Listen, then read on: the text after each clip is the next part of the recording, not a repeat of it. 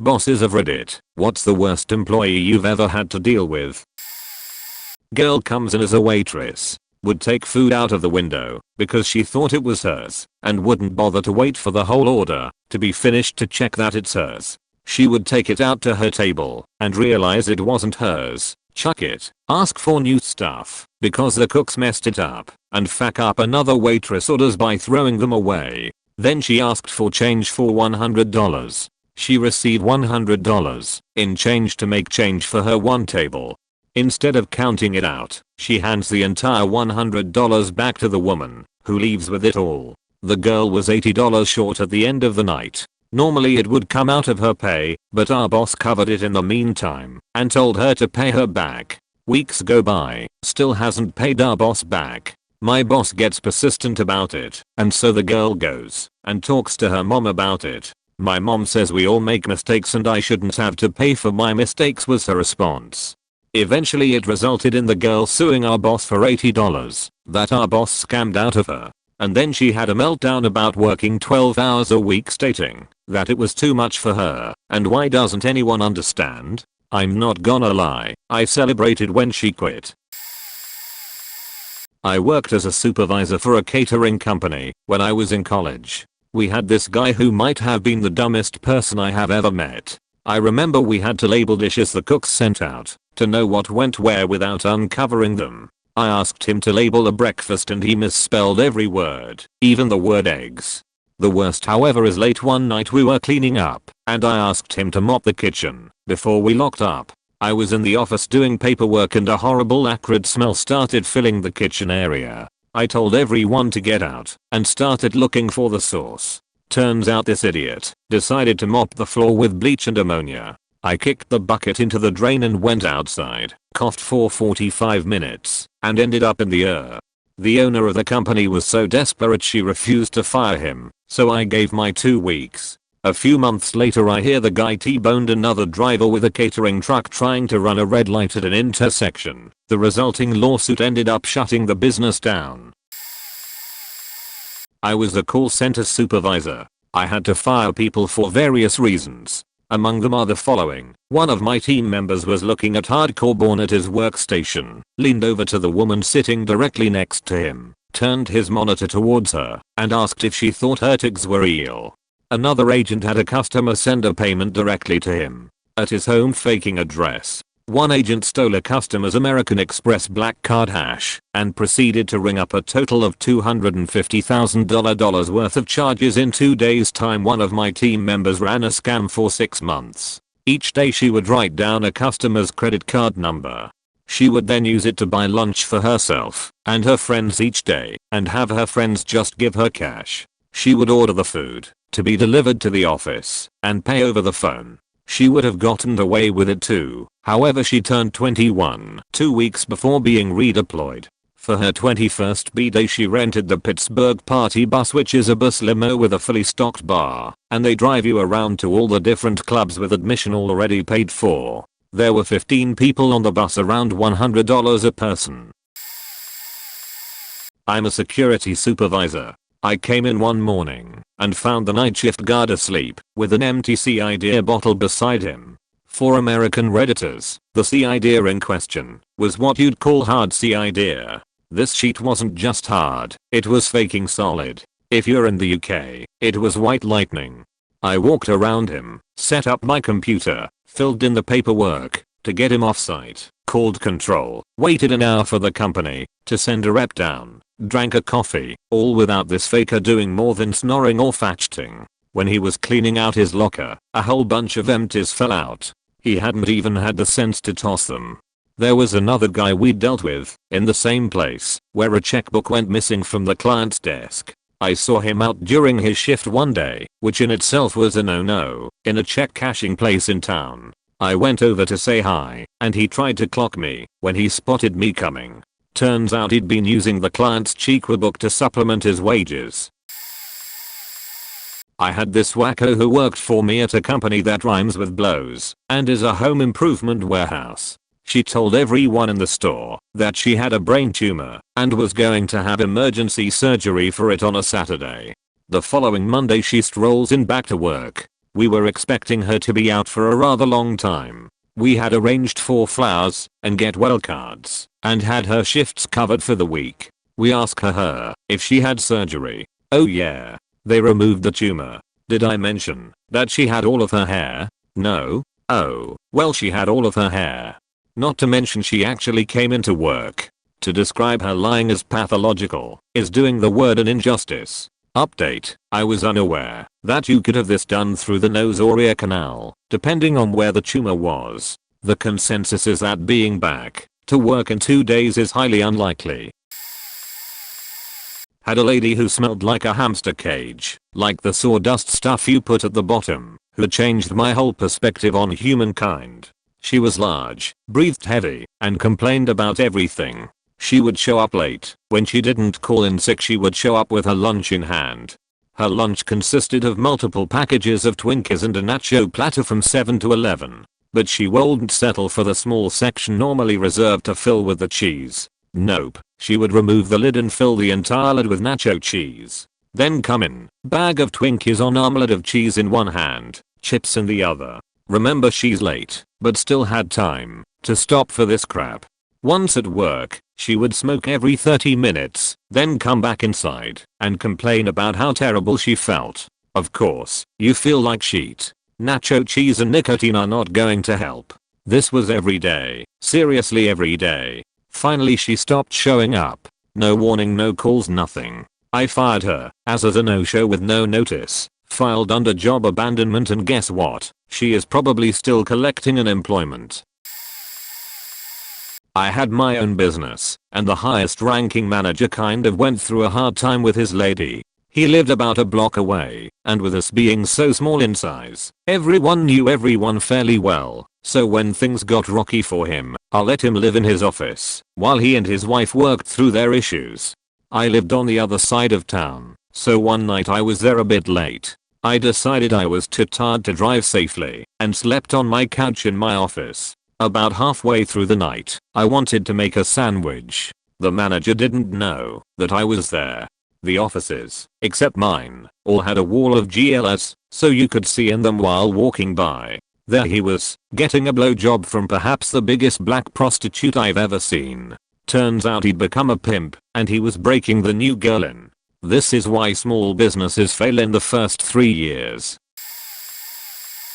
Used to manage a coffee shop when I was younger. After the morning rush I would head into the office and work on scheduling, pay, ordering, etc. It was a small shop, so there would only be one other employee manning the counter. He/she would call me if they needed help or a break. Well, one morning my boss calls me on my cell phone, says he's been trying to get a hold of our location for the past 20 minutes. I peek my head out the door and see a few people waiting in line and my employee on the shop phone. After I get her off the phone and we help the customers, one lady, a regular, pulls me aside and says that my employee had been talking on the phone with her friend about the oral sex she gave her boyfriend the night before. Needless to say, I sent her home and put in the paperwork to have her fired. Her defense? That bitch shouldn't have been eavesdropping on my conversation. TLDR, girl fired for detailing sexcapades on the company phone, on company time.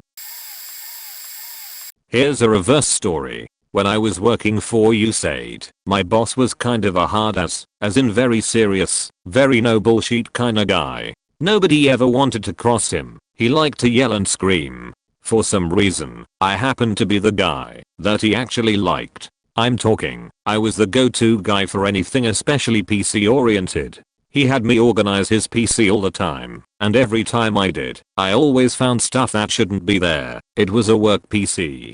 Usually the things I found were when he wasn't around, so I just ignored them and moved on. For instance, I found a document on how to find the clitoris and how to pleasure it best. However, one day he got me to organize again, and he was looking over my shoulder the whole time. This got me nervous, because I knew we were going to eventually stumble upon something that shouldn't be there. I'm clearly stating each item in hopes that he says not open it, but one image he didn't know what it was and asked me to open it. For some reason, I knew it was going to be bad. I clicked on it and opened a picture of him in his underwear doing a pose, most awkward moment ever. I'm an electrician. When I was a second year apprentice, my foreman came to me with a brand new, wet behind the ears, first year apprentice in tow. In residential it isn't uncommon to have second year apprentices run crews of first year apprentices. He introduced us and told the kid that he would be helping me. As soon as the boss left, he looked me right in the eyes and told me, I don't have to do what you say. You're a woman. You don't belong in construction. You don't even know what you're doing. His other gems were, I'm going to marry my girlfriend. She is the perfect woman, blonde, big boobs and dumber than a bag of rocks. When I informed him that this meant he would have dumb kids, he replied, no, kids are like 70% their father, so they would take after me. I didn't have the heart to inform him that any offspring of his was doomed. I didn't have the power to terminate or discipline him in any way, so I got my revenge in other ways. He was maybe 5 feet 2 inches after a long stretching session, so I always made him do the overhead work. He once told me he didn't want to put up the lights in a garage. I told him that part of being an electrician was doing things you didn't want to do. He replied with, part of being an electrician is having an apprentice to do the things you don't want to do. You are that apprentice didn't sit well with him. Had this kid beg me for a job. After a teacher's recommendation, I hired him. He was good for a time, then he got involved with shitty people and became a shitty kid. He didn't show up for work one day saying his uncle died. When I mentioned it to his brother was like, what the fuck? So I wrote him up. The very next week I was off, the day he was supposed to work. He called one of my key holders saying he was stuck at school. I couldn't go in because I had no babysitter. One of my neighbors worked for me but had recently lost his license for dumb shit. I had to go to town, so I took him in, and when I pulled into the parking lot, shitty kid's car was parked in front of Subway 2 doors down from the store. Mind you, this was the time he was supposed to be working. I dropped off other employee, drove slowly by Subway, saw shitty kid eating a sub. I just pointed at him, and he somehow was surprised that I caught him. I called my store and talked to my let holder. He begged me to let him go over and fired him. Normally I say no, but this guy was screwed over by shitty kid twice, so I say sure. He walks over to Subway, buys a drink, calmly walks to shitty kid's table and says, hope that sub was worth your job, and that was the last of shitty kid. I used to be a manager at an office supply store. We had an associate who used to act really eccentric. For starters, he claimed he had duck feet and could not actually walk around the entire store for his shift unless we allowed him to do it barefoot. That was a no-go, so he demanded extra breaks to relieve his duck foot. Other times he would show up when it wasn't even his shift, but he would be wearing full-on crotched rocket motorcycle gear, including the helmet. He would then proceed to walk around the store with said gear on and attempt to hit on the female associates. When I confronted him about it, he tried to pretend at first that he wasn't an associate there. With more prodding, I got him to finally admit it was him. His response was that he was incognito. Lastly, because we were required to use radio headsets to communicate to each other, we had certain protocol about what could be said on the radio, which he promptly ignored. He had a habit of naming different areas of the store. He called the women's bathroom Beaver's Nest. He would refer to the break room as Nigga Hangout Time. And also, he called the checkout hour Hocus Change City. Yeah, it was really fun firing him. Had to give evidence with a team of people to get someone fired. This is the general gist of what our tester 2 guy, a 50-year-old geologist, was mistakenly hired. He was from Wisconsin. We were in Australia. I was the first in the car with him for the first time. I asked him if he could drive a manual, and he corrected me by saying, I can read a manual, if that's what you're asking. I said no, a manual is, can you drive stick? He said yes. Then he proceeded to rage out when he couldn't start the car, a push button start car, where you have to have your foot on the brake to start the engine. I finally felt bad and showed him how. He laughed at how simple it was and why there was no instructions. I reminded him of the car's manual, which he insisted he could read. It gets worse. After a nerve-wracking right side left side drifting event, where he kept forgetting which side of the road to be on, he dropped me off to fuel the car. I get this call telling me the car's exploded and I run. I'm not a runner. The 500 meters to the fuel depot and there he is, sitting on the hood of the car, surrounded by people trying to talk him down. But he is hysterical and won't get down, won't unlock the car, won't give up the keys. The car hasn't exploded. He's just had a panic attack because he can't start the car. Others have tried to insist they can show him how, but he insisted right back that only I could possibly understand how to start this car. For the next few days afterward, he mass spammed us with God forgives all emails. TLDR, American geologist lies about being able to start a car then has panic attack when help is offered. I have a few, but the worst was a drug addict and alcoholic that told a coworker that he wanted to make a movie with her, then proceeded to harass and berate her when she shot him down. I investigated this guy and decided terminated him in the presence of a deputy who had to escort him home. This wasn't the end of him though. He filed a damage report for personal items damaged while at work, which we'd normally cover. It was clear what he was trying to do, so I went to the location he was at when he damaged them, spoke with witnesses who actually knew him personally, and they said he broke his items himself. The reason? He was chased by a dog, went to jump a fence, got his foot hung on it and tripped. The witnesses restrained the dog. He jumps back over the fence and walks into the street, then slams his satchel on the ground, which broke his phone and sunglasses. Oh, he assessed the sunglasses at $80. They were a $10 pair of Panama Jacks from Walmart and the cell phone was a $300 track phone. Another was an employee with a mental disorder that thought his supervisor was out to get him. Having a mental disorder myself, not as extreme as his, I wasn't about to fire the guy for stirring a bit of drama. I had a few talks with him personally and basically walked him through it like a 5-year-old. He calmed down just after that and actually ended up being a great employee. Another was an employee who threw an item at a cashier of a dollar store while he had his badge on. He was a pain because he felt it wasn't right. I had 2 employees resign because I was Hitler for making them do some follow-up work. Sure, it was stupid, but that order came from DC. Another pain wasn't an employee, more like a headquarters watchdog that acted as a technical advisor. They had no concept that those little numbers on my spreadsheets represented humans and insisted I force them come in on weekends to work. I made it optional. I had one guy take a court order off of someone's door. I felt bad for firing him, but seriously? I had one keep his equipment after being fired. I left him a letter basically saying return it in 3 days or we are sending the US Marshals to come get it and him. By the way, this was a government job. He returned it so fast that he forgot to keep his personal car charger. Yeah, I had about 1300 employees, so I'm sure there's many I didn't have to deal with. I worked as a supervisor of master control at a TV station. Think DJ of a radio station, only you play the TV shows and commercials and don't get to talk. You also had to record future shows, dub commercials and lots of other logistical things. You have to be organized and on top of things, or that job will bury you. We also didn't pay much because you got a lot of candidates for getting paid to watch TV, which is what it looks like from the outside.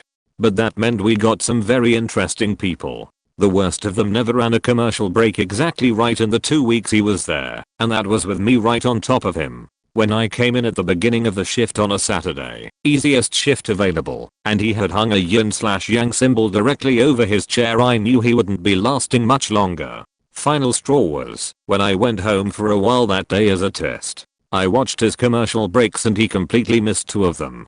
So I went back to the station. I lived 2 minutes away to relieve him and finish the shift myself and found out why he missed the breaks. He knew he was doing badly, so he took it on himself to reorganize our equipment boneyard where we stored unused but still useful stuff. It was organized before and now it was just chaos. He was genuinely surprised I told him to go home and his last check would be available on Monday. Not the boss, but I have to share this dipsheet with Reddit. I used to work at a gas station as an overpass worker. This guy worked days. I'd come in at midnight and the place would be faking filthy. Why? Because him and his girlfriend would hang out with their friends for the whole shift, ignoring or antagonizing customers. Customers would tell me how they would come in and have to leave without buying anything because his girlfriend and him were arguing and wouldn't stop to deal with customers. On multiple occasions, he was rude to customers and would steal change from them. He also liked to brag about how much shit he was stealing from the store. Oh, and then there was the time he threw a fit because he believed after working there for 3 months he deserves 2 days in a row off of his choosing. He was Winnie stupid, pig-headed, and one of those people who are always right, even when they are proven wrong. Somehow you're still wrong. He was barely literate and very vocal about how proud he was of that fact. To him education was a useless waste of time, and that school was for morons, and how he was proud to not have a high school education. He was also really racist and openly, again proudly, homophobic. Why did my boss keep him around? Ed always wondered. I mean, I quit because of the useless waste of life, as did others, but she kept him. Well, actually today I found out my shitty ex-boss was stealing money from her employees by claiming shortages in all our cash and insinuating that it was him. One of my coworkers who hadn't quit had been recording his counts for months and somehow figured it out. He had proof of it. And what did the labor board do? They warned the beach. Gotta love how useless and ineffective they are, right? I love how if I get caught stealing I get a criminal record. But if an employer is blatantly stealing from their employees, slap on the wrist. Last I heard, this semi-human slob has yet to find work 4 months after being fired. He's delivering flyers while his girlfriend supports his ass. Honestly, people like him should be sterilized. I feel terrible knowing he's going to knock somebody up with his simian sperm only to abuse and harm this kid. On the plus side, this guy's plan is to buy a Winnebago and work on farms out west in Manitoba. Him from there, and I never told him how cold it gets. I smile knowing they'll find his frozen corpse come spring. Edit. Should clarify he was stealing money as well, and tons of lotto/food/smokes, but so was the boss. She was just blaming it all on him because it was obvious what he was doing. And yes, I'm sticking by with my semi-human comment. I don't care how you NPC it is, there's no way that guy isn't part UHH.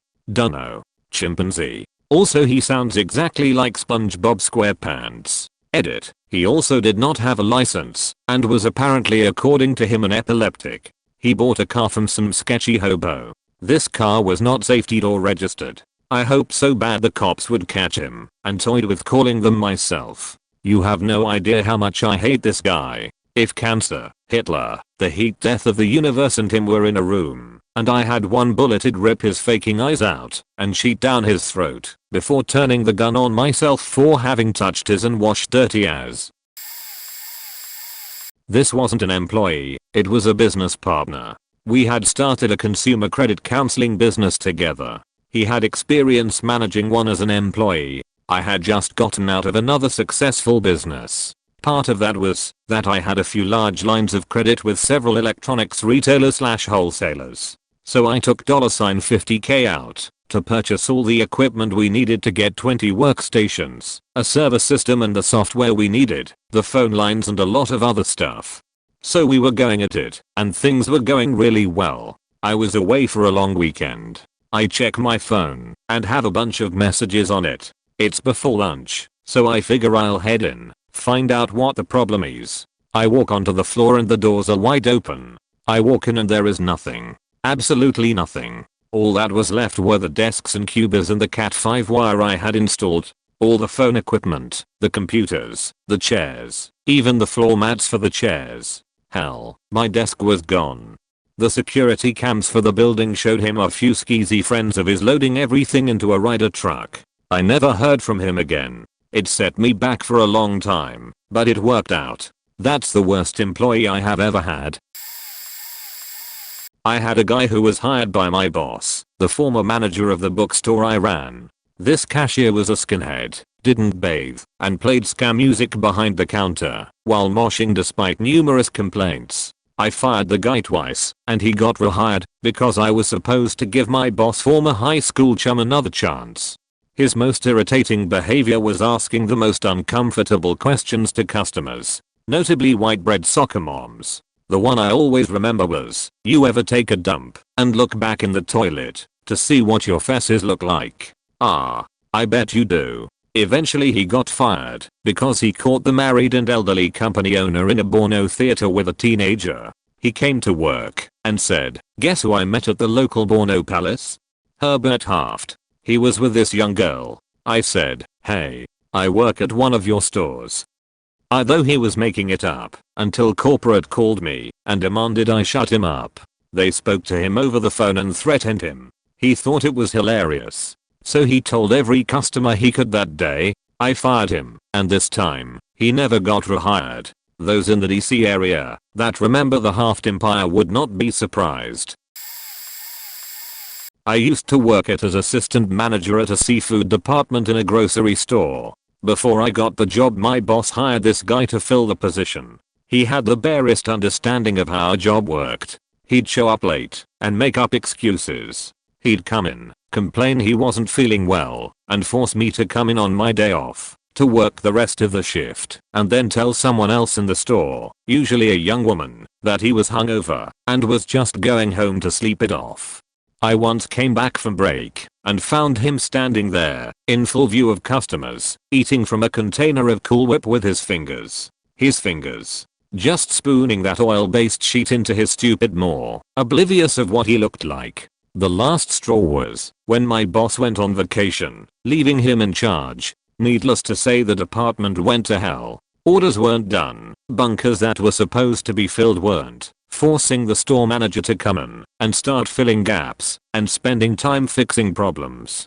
I warned him time and time again that leaving early was a bad idea and that he was gonna lose his job. He ignored me, and sure enough my boss came back, had a meeting with the store manager, and then they transferred the idiot over to the front cash, leaving me with a promotion and a pay rise. This guy was eventually fired for napping at the cash register. I wasn't a manager, but I felt I had to take things into my own hands on this guy. I worked at a McDonald's, and one of our cooks named Trevor would drink on his smoke breaks, but this one day shit got real. On this certain day, when he went on his smoke breaks, he drank and did what I can only assume was a metric fuck ton of cocaine. He did this every hour on the hour, all shift. As you can imagine, Trevor began to act disgruntled and angry. Finally his last straw was at 11:59 p.m., 1 minute to closing time. We get an order, a large order, and in his drunken / coked up super he messes it up. The folks in the drive-thru were pissed. He got mad, and somehow in his drunken belligerence, started accusing his co-workers for messing up the food he drunkenly made wrong. Trevor punched out the drive-thru window and cursed at the people in the drive-thru. He punched a fellow co-worker in the mouth and called him an insult I will never forget as my co-worker laid knocked out on the ground. "You nigger kike, you're the load your mother should have swallowed." Trevor then punched me in the face and dumped a gallon bucket of sweet tea on me. At this point I calmly get up, wipe off my bloody nose, and clock out and leave work, as my manager literally sat there and did nothing. When I got home I called the McDonald's district manager and reported Trevor. Little did I know at this time was Trevor's girlfriend was a manager at another local McDonald's, who found out I ratted him out. For months Trevor called my home phone and cell phone giving me death threats over him getting fired from his McDonald's job where he got paid $8 an hour if he was lucky. Trevor came to my McDonald's many times. After he found out I ratted him out, he would come up to the glass windows in the front of the building and stare at me for minutes at a time, miming cutting my throat or shooting me. Granted, I understand. Snitches are supposed to get stitches. As soon as I could I got my CCW permit and Trevor doesn't scare me anymore. Last I heard of Trevor was he got busted at the Canadian border smuggling. You guessed it. Cocaine. TLDR. Cocaine is a hell of a drug. I worked with a veterinarian who, as a grown woman, was the most immature and spoiled brat piece of shit I've ever had the displeasure of meeting. In the year and a half I worked for the clinic, she called in sick probably 12 times, and she would call the day if, leave a message on the voicemail with something like, "Yeah, guys, I'm not coming in. Thanks, bye." No excuse, no nothing. Then, the other vet scheduled that day would have to take on all her appointments along with all thits, plus perform the surgeries of the day. One time she had a vacation coming up on the weekend, and spent the entire week talking about how she wished she had Friday off, so that she could leave a day early. Lo and behold, she called in sick on Friday, and she was narcissistic enough to believe we wouldn't catch on to her little scheme. At that point, just faking tell us you're calling in, so you can leave early on your vacation, know that you're sick, and feel like death. And definitely don't post pictures all weekend of your awesome vacation, including of yourself water skiing and doing other fun stuff that a sick person wouldn't do, and then show up on Monday like nothing happened.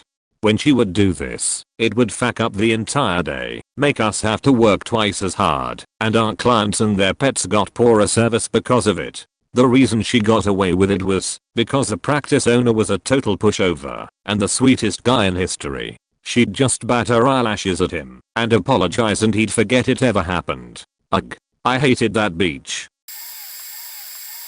I worked for a freight company for a while, one where all your stuff, from computer desks and wine to car parts and condoms, are sorted into their respective destinations. Anyway, we had this guy, age 28-ish, come in one day in the annual temp influx. He was a broken tool at best. I'm not a poor workman. This tool was broken. He'd constantly misplace freight in the wrong destination. Normal for a new guy, but after 3 months you'd think it'd improve. He would wrap the shed up half an hour before a truck or plane would come in, assuming the night had ended, but we were all just waiting for more freight. One night he came into the break room, in front of truckers, pilots and every one of his colleagues, and puts a unopened can of spaghetti in the microwave and turns it on. We all sat there staring as he started watching T.V, completely oblivious to what he had just done. The microwave quickly started to sheet itself, before anyone could do anything. He then took the can out, and declared the microwave was buggered. Brilliant. Another time he dropped a case of wine off a railing, assuming it would survive a 3-meter fall. His excuse was that a case of wine is far stronger than a single wine bottle as the strength of each bottle in the case is magnified. This guy was also one of the tallest people I've ever seen, but he had the smallest little hands, but they were incredibly hairy, like some heavily pubed small penises at the end of his arms. I guess he wasn't so bad. He somehow went up the ranks as he never spoke much, but the night he resigned he left a poem for everyone working there. It said, like the dust and the sound, the wind and the rain, I may see you once again. The nights I have spent, undertaking the gauntlet, will remain with me forever, for what greatness they meant, and just like the freight from the trucks, and cans from the planes, I must leave you now, like dust in the wind, like dust, in, the wind. This man is now a commercial pilot for a major airline. I was the office coordinator for a large staffing agency in 2004 to 2006. My office was unique in that it was situated on a client's site in a modular building. Our office only staffed for this one client, but we had 225 to 250 employees at our client's site. Every spring, the client would hire approximately 10 to 20 people from our pool of people. This was a great opportunity for people that had little to no previous experience or a less than stellar work history to get a foot in the door and an opportunity to advance to a job with great pay, benefits, etc. Of course, you also got some of the scummiest people walking through your door looking for work. Our biggest disqualifying factors were felonious/sexual background checks, testing positive for a controlled substance, and recent violent crimes. We also tended to stay away from people that had worked heavy manufacturing doing repetitive stressful work for a long period of time, lest our workers' comp would take a hit. I was second in command of our branch office and reported directly to the branch manager, Mandy. Mandy was a very cantankerous woman of about 40 to 45 years old. The best way to describe Mandy was she kick-started her vibrator and rolled her own tampons. Mandy absolutely loved me and treated me like I was her golden child. I was in charge when Mandy was absent and all the shift leads would call me when they had a problem. One story come to mind from my treasure trove of tales. We had an employee I will call Fred. Fred lived in a weekly rate hotel that was a dump right down the street from his favorite bar, which I will call Minnie's. Fred worked on one of the day shift that ran 6 AM to 6 PM, and from the stories I heard came from a decent family in an adjoining town that was about 20 miles south. Fred had started off as a decent employee, but his attendance started slipping as he was calling in sick. Fred was of the notion that he was going to work just enough to be able to earn himself enough money to just be able to drink and pay weekly rent and no more. Fred had been cancelled repeatedly by myself and finally the branch manager on his attendance. He was on his last warning and was informed that any more attendance violations in the next 30 days would be met with termination. 3 days later, Fred comes into my office hysterical that his mother in the adjoining town had a stroke and was dying in the hospital. He really needed to be with her. I grant him a 1-day approved absence as long as he is going to be with his mother at the hospital. He thanks me profusely and I call him a cab. When Mandy comes into the office, I inform her of the situation. She is going to wait about an hour and then go down to Minnie's to see if he is there. Half an hour after I spoke with Mandy, the office receives a call. It is from Fred's sister. Her and their mother had been doing some shopping downtown and her mother stepped out in front of a car and gotten hit. Her mother is in bad shape. They are airlifting her to a trauma hospital. I take her name and number and will have Fred give her a call. I call down to Minnie's and ask the bartender if Fred is there. It is an emergency. They put Fred on the phone. I relay the information from the sister without mentioning anything about his absence. Fred then blows up on me via the phone about how dare I call him at Minnie's. He informs me that he doesn't care if his mother who is a beach is dead. How dare I ruin the sanctity of Minnie's by calling him. I then inform that he is fired. Don't bother coming to work tomorrow. I then inform the branch manager of this and she laughs and says takes all kinds and she is glad she doesn't have to terminate him now. I call and have the customer deactivate his access card and I enter his termination notes in the employee database. 20 minutes later a cab pulls up and Fred jumps out and comes running into our office and starts screaming at me from the entrance to the building while walking towards my office. Mandy hears the commotion and grabs him and pulls him into her office and plops him down in a chair. The conversation ends with him saying, "Fuck you Beach. I don't work for you. I work for the." He then storms out of the office. We look out and see him try to use his access card in the gate to gain entry to the factory. When it doesn't work, he begins kicking the gate. At that point, I call 911 and report an aggressive drunk ex-employee attempting to break into a secure facility. Fred walks around to the front office of the client and starts banging and kicking on their locked front glass door demanding to be let in. I call their receptionist and inform her that police are on the way. He ends up kicking their glass window and spiderwebbing it before being tasered by the police. Our client ended up having him barred from the property and pressed charges on him for his tirade. 3 days later I get a call from Fred asking me as sweet as pie if he can have another chance at his job. I had to inform him that even if I was willing, which I was not, he had acted in such a way that the client had him barred from their property. They were so terrified of him, my hands were tied. He thanked me for my time and hung up. 2 years later, Fred was killed in a bar fight after being hit in the head with a bar stool at Minnie's. I used to work in a kitchen, doing the dinner rush 5 days a week, weekends and after school. I was 16. I worked with this one girl who was older than me, but started way after me, who was allegedly on anti-anxiety pills. After a slew of events, all the night supervisors were away on medical, and I became the night kitchen leader, because I worked my ass off, and I knew the kitchen better than anyone. She didn't like this, and every day was a living hell with her.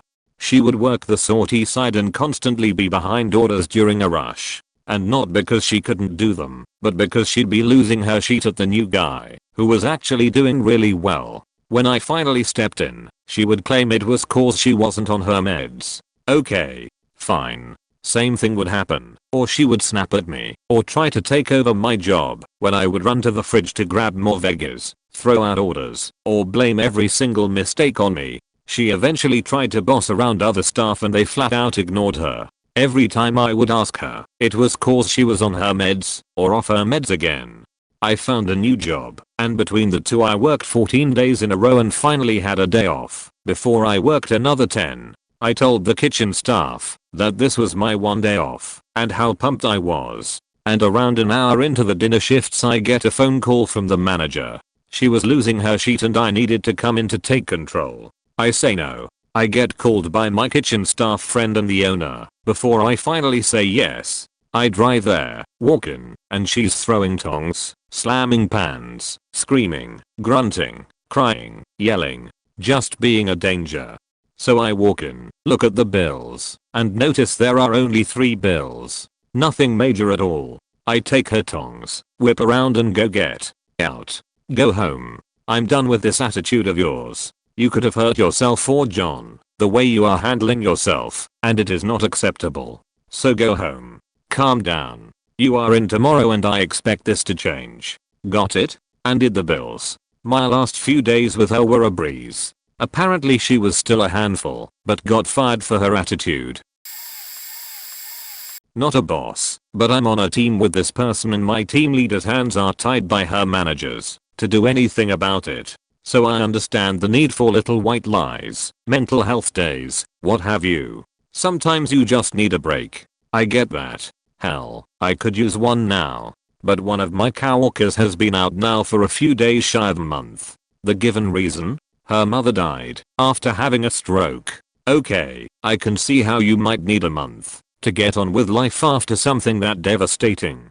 Here's the thing though, and I would honestly like some feedback over whether I and my team leader are being overly suspicious. There is no obituary. When the company wanted to send flowers, this coworker said, just to have them sent to the house. When anyone tried obliquely to find out what hospital her mother was in back before she died, coworker just found ways to weasel around the question or downright did not answer. None of her friends on Facebook even reference her mom dying, or even the normal "our thoughts are with you" type words of comfort. She said that she doesn't have enough money to carry out funeral preparations, but when my team lead, who used to work for the biggest funeral home in the area here, suggested that there are either A, payment plans, or B, pro bono work written off as tax credit, coworker states that she doesn't like that funeral home. Since we do not really have an hour department per SE, one of our admin assistants has been given the task of trying to obtain some proof that this is all true, so that coworker can at least have bereavement pay, but until she brings in proof, coworker is not getting at least a month's worth of checks. Not to mention, this is a sort of job that you can work from home, though it's encouraged that you come to the office. Hell, my team lead's dad has 6 months to a year to live due to cancer, and she still comes in. If she's not in office, she's working from home or the cancer center, and she's going blind due to a disease called pseudotumor cerebri.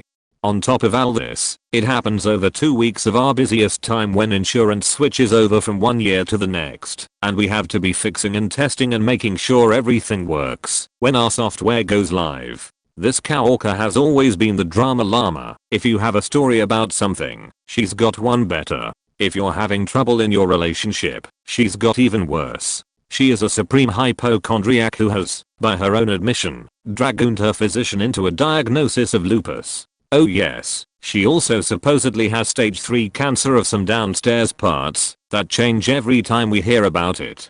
But she's not taking any meds or treatment for it, and instead insists that coconut oil and juicing is the only treatment she needs. The coconut oil is a running joke by now with us. And the icing on the cake is that we can't get rid of her because we are contractual obligated by the company we are vendors for to have X amount of employees. TLDR, habitual liar coworker out for a month for allegedly dead mom, hasn't produced proof, still couldn't fire her anyway due to contractual obligations. Receptionist in a state office, that is, bulletproof job security. I'll leave 2 stories with you, but she was generally just grossly insubordinate. First, she used to sit there all day scratching lotto tickets. She did this for years, and when she was finally fired, read below about that, we noticed that she would scratch a ticket and then rub off the silver powder on her chair. The whole right side, if her chair was silver, used to be orange. Second story, she had been there a while and accumulated time at about a day off per 2 weeks. She would then call in every Friday or Tuesday around a 3-day weekend. She wouldn't ask for this time off in advance, she would just call in. We printed out a giant calendar with holidays on it, and like clockwork she had taken off the day before, or the day after every Friday/Monday holiday for 3 years. Finally, we warned her that it was necessary to come in on one such holiday and she called in sick. Thought her job security would work out. It didn't. We fired her, but the municipality later found out and, fearing a lawsuit, tried to make us take her back. We refused, so they put her somewhere else. She lasted there a year and was finally fired. No idea why, but I could guess.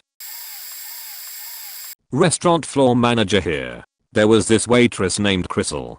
Just a terrible employee. When we were between general managers, the interim manager hired her. She would come into work 30 minutes daily, complain because she always got the worst section. Not because she was late, because she was a crappy server too, and not do her side work. She would come in for the 4 PM shift and ask to go home early every night, but complain because I didn't schedule her enough, and she never made any money.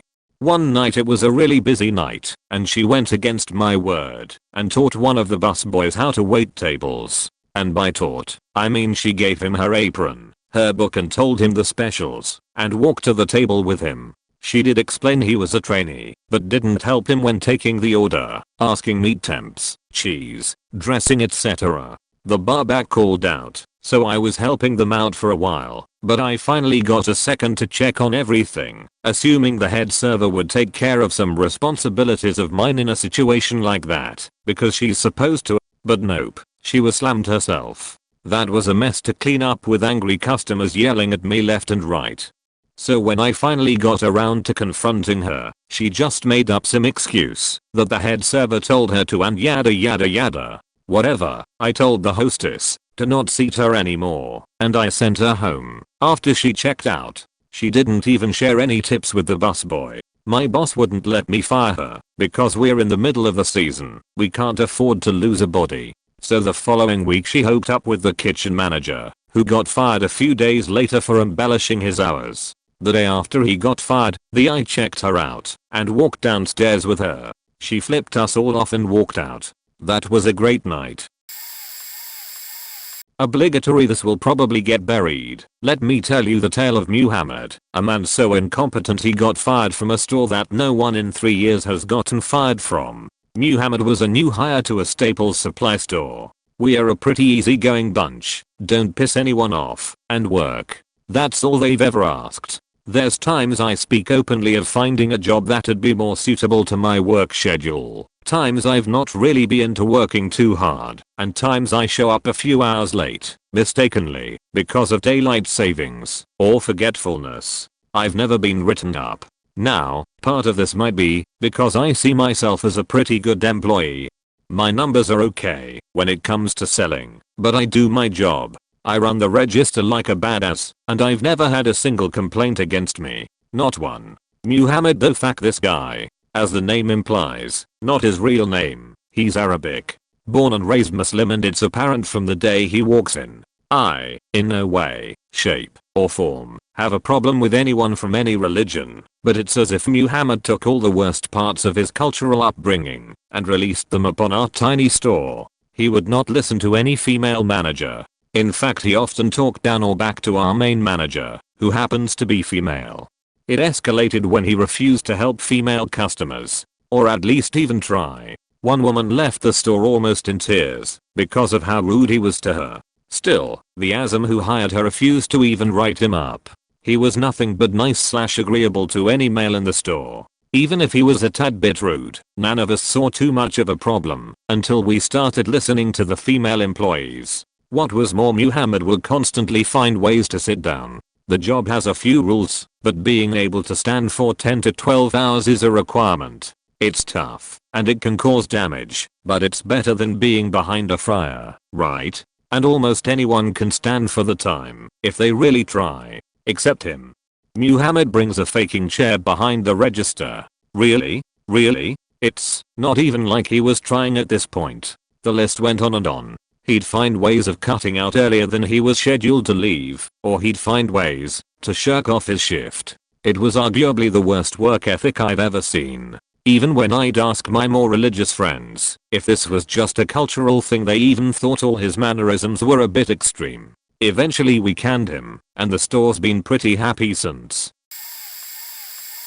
As the son of a business owner who does not have Reddit and can't share his story that almost made his business go under, I shall. Note, I'm the son, so I'm telling the stories I heard, assuming there are more that I don't know. My father hired a woman who was an acquaintance of his, that he'd known for a while, and had good faith in her, that she was a hard worker, blah blah blah.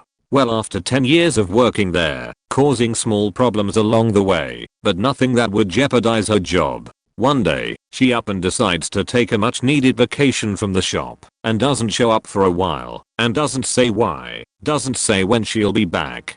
So naturally, work needs to get done, with no one there to do it. My dad hires a temp to take her place, until she shows up, or until he hears from her. However long after this temp has been working there, 5 or 6 days, the righteous vacation taker shows, and up and is furious, when she sees this person doing her job.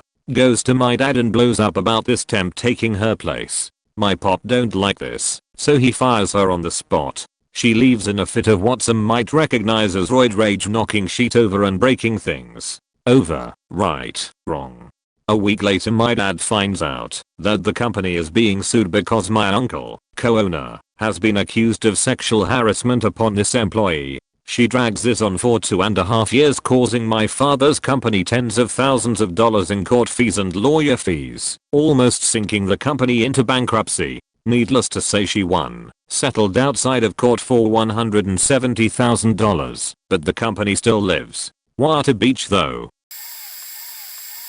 Had a guy come in for an interview at my job, aircraft hangar, and when I asked him his name, he answers with Jazz, seriously drawn out. I look at his application and it say William on it. So I say, alright William, here's how. He blurts out it's Jazz. So, I just don't use his name. We put him to work fixing brake cylinders, and about 5 minutes later I smell cigarette smoke. I turn around and I hear smoking directly in front of a sign that says no smoking. So I tell him to put it out. He drops it on the hangar floor and puts it out with his shoe. I ask him why he did that, and he says you said to put it out. About a half hour later, the owner of the company calls me into her office and asks who is smoking in the hangar. I explain about the earlier situation, and then I smell it. I look in our tool room, and he is standing in there smoking. I tell him to put it out outside and take lunch. He drops the cigarette on the shop floor, puts it out, and then walks to the office and clocks out. My boss stopped him to tell him not to smoke in the hangar. As he is walking out, he lights up again. I ended up just following him outside and firing him right there. I was the manager of a handful of people who were contracted to clean a building. Basically we go in while it's still dark, clean everything, and usually done when the first employees of the company start showing up at 8:30 am. We cleaned a 2-story building that is owned by a popular pharmacy chain in the UK that rhymes with Coots. I worked there a few months under the current manager, taking her cleaning duty shifts with her and learning the ropes until one day, earlier than we all expected, she just stopped coming in the morning. I took charge, worked out rosters for all the other employees, and everything went smoothly. In fact, when my area was done and cleaned, I would go to other areas and help out the other employees if they were getting behind, make sure no areas were getting missed, and even would do extra like scrubbing the stairs for scuff marks. Then the business owner decided to hire a new employee, not a new manager, just a new girl that was related to her. New girl decided she liked my job better and went over my head to become the new manager because she asked her relative, the business owner, and because she was related she let her do whatever she wanted. As the new manager, she got the second floor to clean, that just sweeping and emptying bins. She failed to understand why, as the new manager, that she still had to clean an area, and instead, halfway through cleaning my area, she would come and order me to clean her area for her because she was busy buffing the floor. Yes, using the machine to buff the floor, the same floor she would buff every day for a week. The same 10 square meters, simply because you just had to hold onto the machine and not actually do anything. I eventually got so stressed having to clean my area, rushed to get most of it done because I knew every morning around the same time she would order me to clean the entire second for her while she buffed that same faking piece of floor while checking her phone and sheet. Mind you, I was still worked out the other employees' rosters and areas at the same time. I was doing 3 jobs. I eventually came in one morning did my area quickly, and took off my uniform, and changed back to my normal clothes. When she came in to get me to do her floor, I just dropped my uniform on the ground in front of her, and told her to shove the job up her ass, and maybe clean her own damn area for a change, and walked out. Not exactly qualifying as worst compared to many comments in this thread, but when our assistant managed a clothing store in San Jose a decade back, we hired on a bro and sees both around 16 for audit month. The managers take apart the whole store and take inventory for regional managers. Not even a day in, things began missing. New inventory was sometimes short by 1 to 2 items when they worked, and I couldn't explain it. I told my boss, but he thought I had just not counted the things in the back correctly, which during audit month can happen quite frequently. A couple of weeks in, during closing, I had already done register count, but 4 people walked in, so I reopened it for them and let the boy do the register. After the transaction, the 2 kids left, and I recounted the register to find $1,500 missing. Called boss and he called police and the kids' parents. They blamed it on me. Fortunately, my manager saw through the lie. What pisses me off is the boy took it while I was watching the customers right in front of me. I had a delivery driver that had been working for us for about 3 weeks offer heroin to a 17-year-old female employee. She was not the type of girl that would be likely to say yes to an offer like that. I had a pizza cook who couldn't read pizzas would come out with the right number of toppings on them, but they'd be completely random. Then he got hired at a different pizza place I was working at a few years later. Against my advice, he'd at least learn to read since I'd last seen him, and made alright pizzas for a few weeks, but screwed us when he went outside for a smoke break and never came back, and the bastard took one of our good aprons.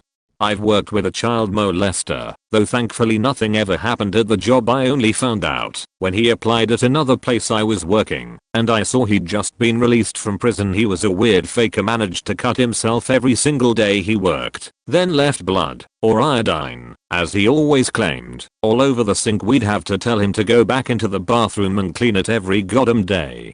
I've worked with a ton of racists, a few proven thieves, lots of suspected thieves, a few people with mental issues that made me worried they were going to harm themselves or someone else, and plenty of other scumbags that made my life more difficult. There's obviously been good people too, but the people who just do their job aren't as memorable as the sheetheads. I worked at a fancy membership-based men's salon on Wall Street. It's the kind of place where the CEO of Bank of America goes to get his hair cut, or you have guys coming in for manicures because they are going to ring the closing bell at the stock exchange. Swanky. Absolutely terrible management. Possibly the worst I've ever encountered. The owner never wanted to leave her mansion on Shelter Island, which is about 3 hours from Manhattan, and so she left the salon to be looked after by a really cheesy ghetto dude who used to sell used cars. For real. He was sort of around my age, was training me on how to sell the memberships, and we smoked weed together after closing up sometimes, so I thought he was alright. Until tips started going missing.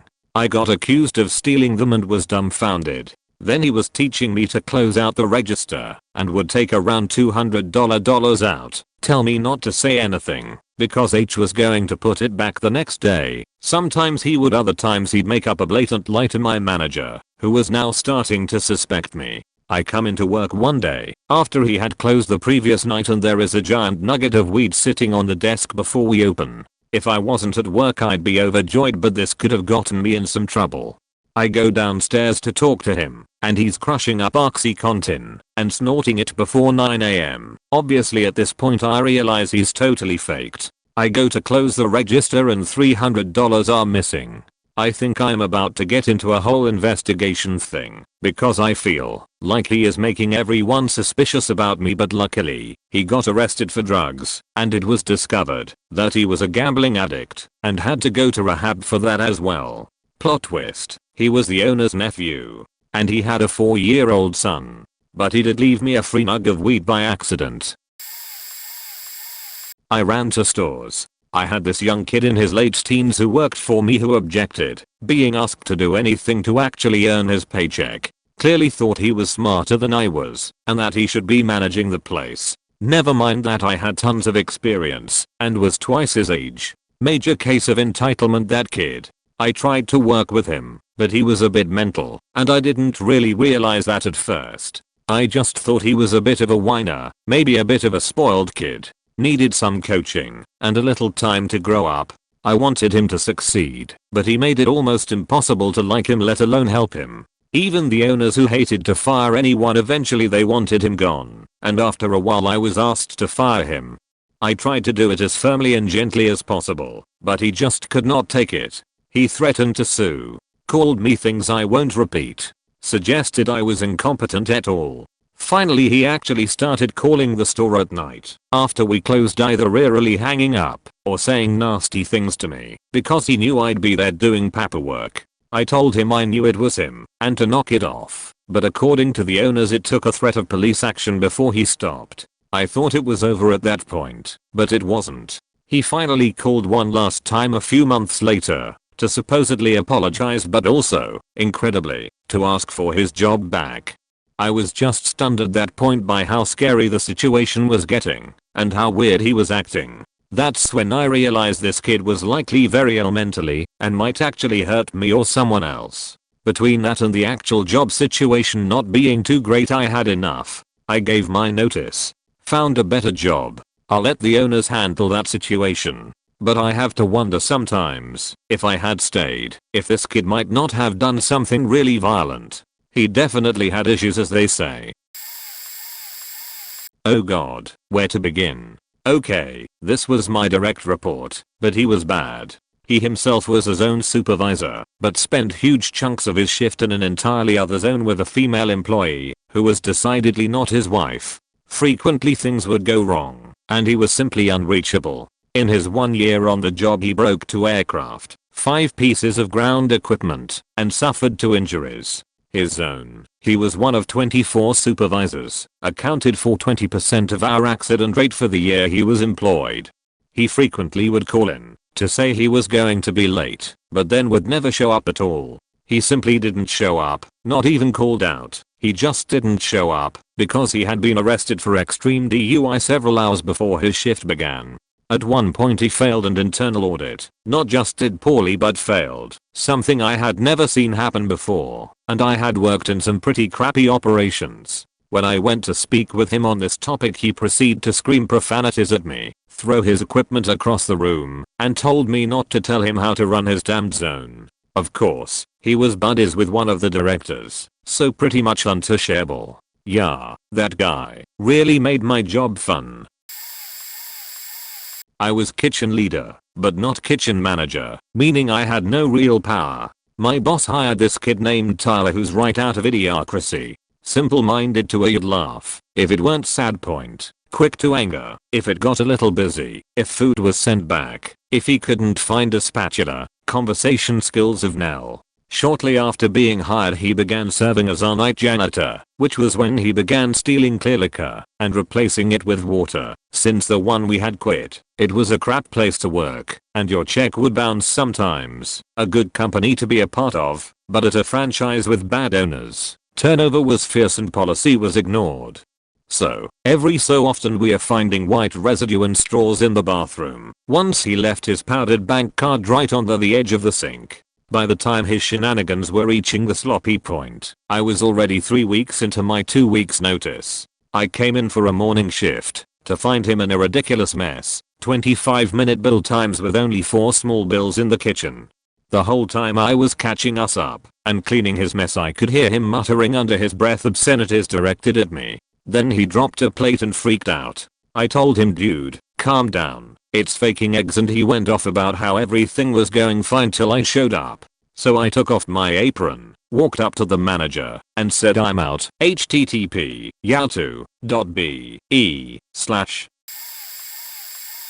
Before I started my own firm my last position was as the network director at a 25-site company that was in the financial sector. I took the position when the firm moved to my city and had to hire about 80% of the department as few of the current staff were willing to move. I put one person on staff as a temp to manage the telephone systems and network throughout the country. He was fine at first, so after 4 months I hired him into the position full time. The job description was very clear in that it was an individual contributor position, not a supervisory position. I should have known I was faked when he was 5 hours late to work the first day he was a full-time employee. Then he took out an ad to hire an assistant, totally unauthorized, and I had to reiterate that he was not a supervisor and had no hire/fire authority. He then proceeded to pull every scam in the book to avoid coming in and actually working. I went through a very structured process of disciplining him, then terminating him, documented everything soup to nuts including having him sign off that he understood he was not doing his job well, etc. Then I fired him. Next day he comes in with an attorney who had no business card and who looked like his brother. He announces that he's going to sue for racial discrimination. Ex-employee is black. I'm not. I laugh. Had them escorted out. I leave work that evening. He and his attorney are waiting for me at my car. They threaten me, tell me I'll be dead if I don't hire him back. I get in my car, grab the 600,000 volt stun stick I keep, pop the ex-employee one in the chest, and he goes down like a lump. Attorney starts yelling at me like he's the drug dealer from hell, punches my car window, but misses and hits the center post, breaking multiple bones. I get in the car, drive down a level, and call 911. The cops arrive before I hang up, arrest them, and I spend the evening doing my cop interviews and writing out a statement and shaking like a leaf because those assholes had scared me half to death. They were charged. I wasn't. They pled to some low-end misdemeanor. My company got a restraining order against them. I never heard from them again. Texas is a really good state to defend yourself in, by the way. The cop who took my stun stick as evidence loaned me a spare stun gun. We became good friends. I still have drinks with him a couple of times a year.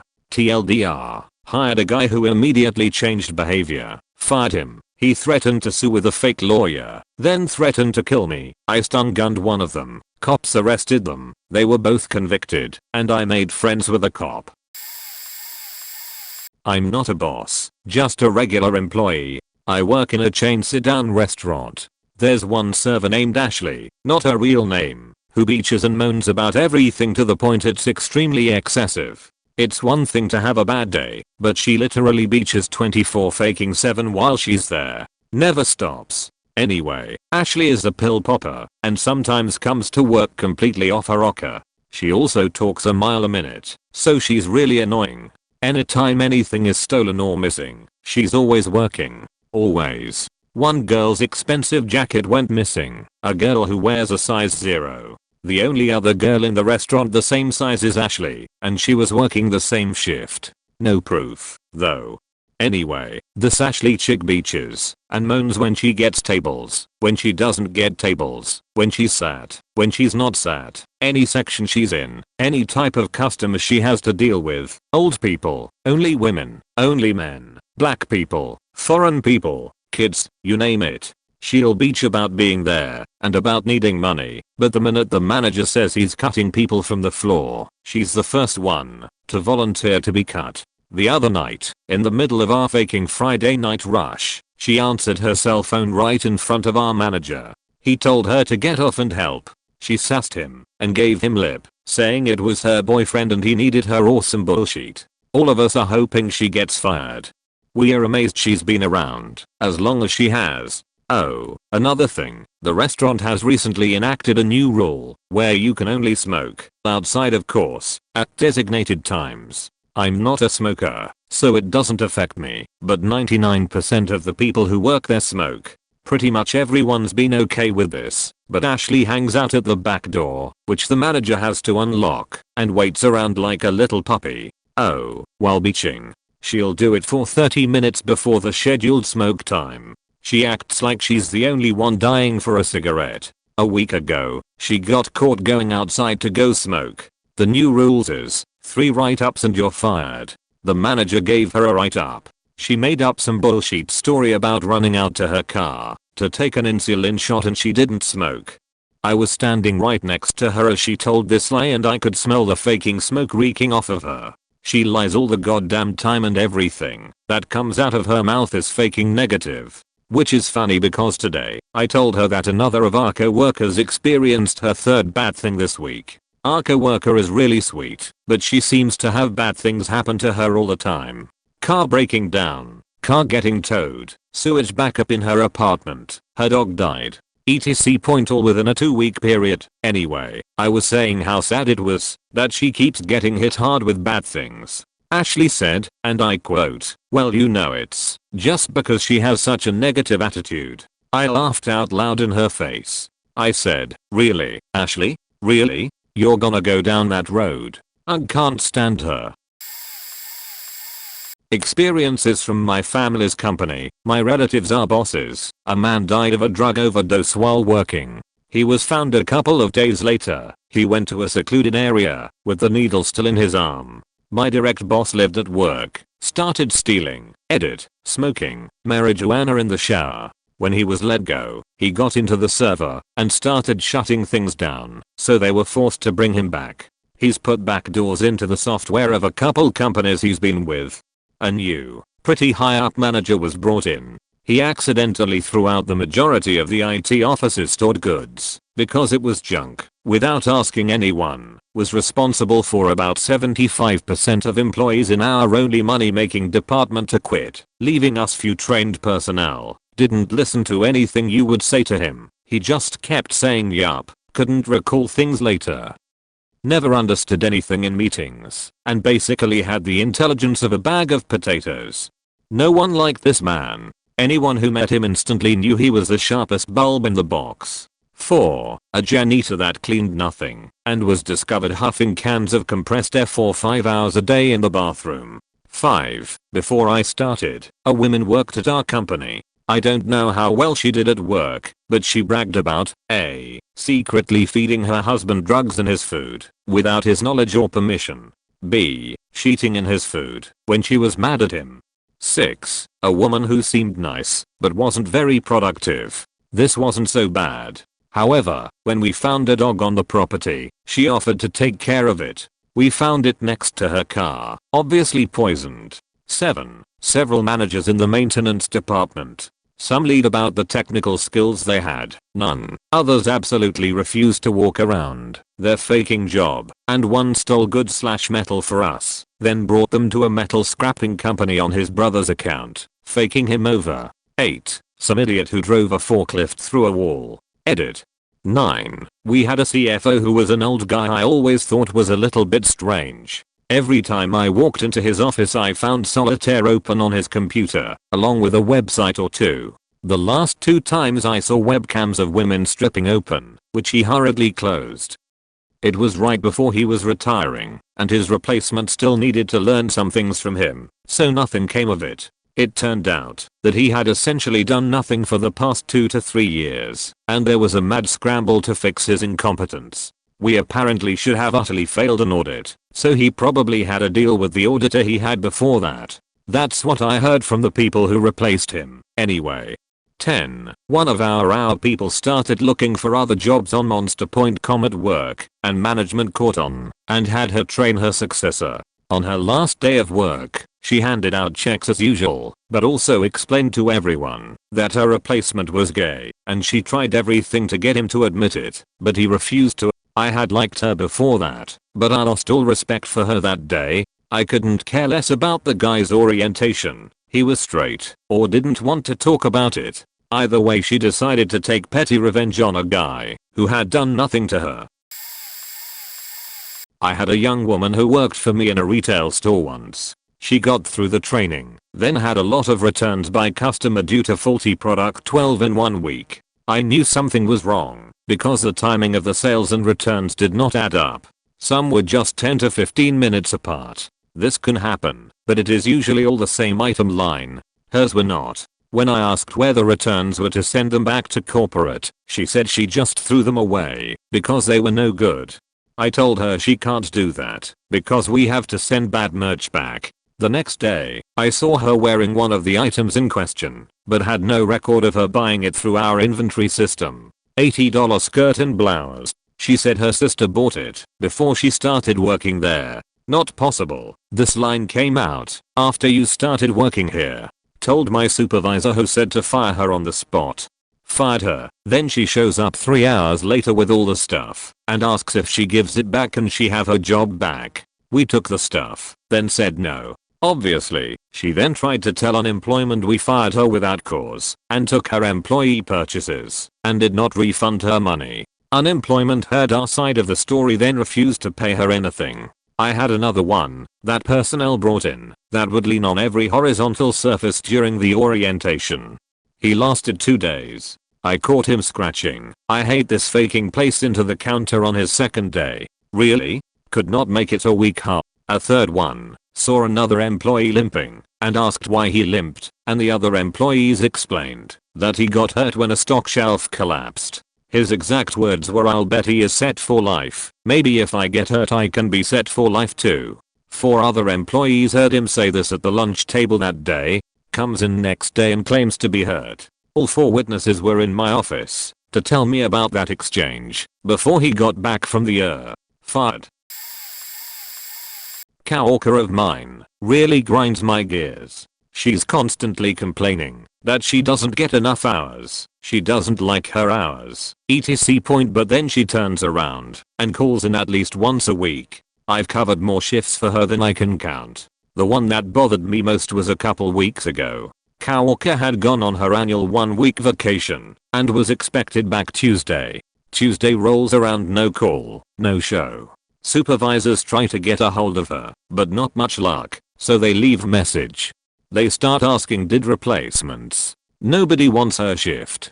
Finally, I agreed to stay, despite the fact that I had been there since 10 AM and it was a closing shift. Also, they get a hold of a family member who says she's caught in weather. The other cashier hears this and says that she only went to Oklahoma. We live in Texas. The OK border isn't too far. So, I worked a 14-hour shift because she couldn't bother to come in on time because she was gambling in Oklahoma. She also takes extremely frequent smoke breaks whenever she feels like it. She's rude to customers who make her put in any extra effort. She criticizes me if I take more than exactly 15 minutes on my break. I hate talking about people like this, but damn, this is frustrating.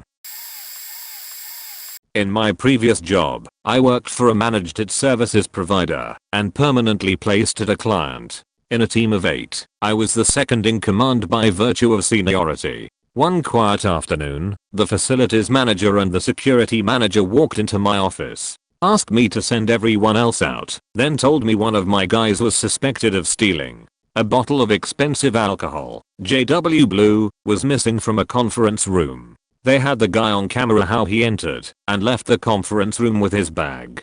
I told them the employee in question had just gone home, so they scrambled and managed to get him at the gate before he walked out. Asked to search his bag, and out came not only the bottle of blue, but 2 more bottles of cheaper alcohol and a small assortment of soft drinks.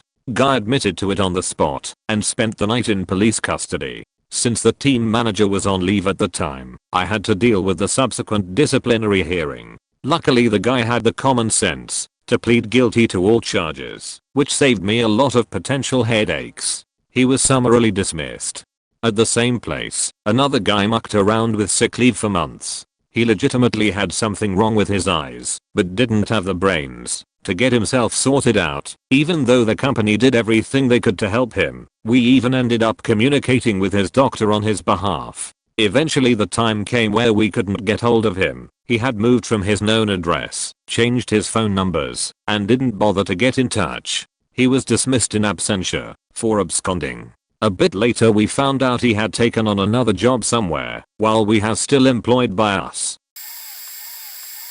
We had a guy who worked in the telesales depot who had a habit of phoning fax machines and having a conversation with them in order to make it look like he was hitting his quota of calls for the day. He also did this odd thing of typing with one finger on one hand and using the other hand to stroke some of the other keys to make it sound like he was typing really fast.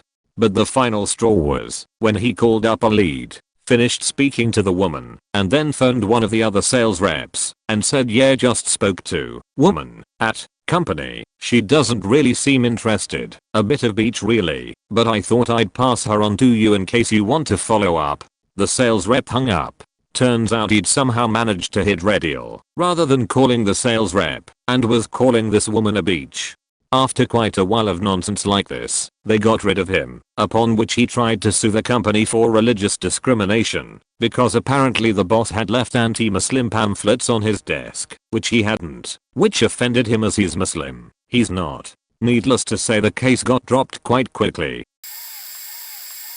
I train management staff and coach them through difficult situations. There is one difficult scenario that comes up from time to time. Stinky as employees. Sometimes it's a cultural thing, sometimes it's just being a dirty ass, but it gets to a point where their co-workers are reporting the smell. Then we have to tactfully advise them to take a shower. I once had a gentleman from Rwanda. We had this problem with him, and when I confronted him, he said that he was not showering in protest. It turns out he was upset that he had been written up for sleeping on the job. He worked 2 full-time jobs, 80 to 90 hours a week, but he didn't work when he was around. He just kind of hung out. This was a union environment. I would have torched him otherwise. His position was that, because he worked so many hours, he had to make a choice to sleep or shower. And since we weren't allowing him to sleep at work, then he had to sleep at home, which meant he had no time to shower. So he presented me with his solution. He would shower at home if we would allow him to take the occasional nap at work. Otherwise, he would not shower. His union rep was trying to stand strong for him. He was proposing that considering the years of service he has provided, that we should extend his breaks and let him sleep on his breaks. In the end, I decided to fight fire with fire. I left the stinky guy and his union rep in my office with the door shut while I stepped out.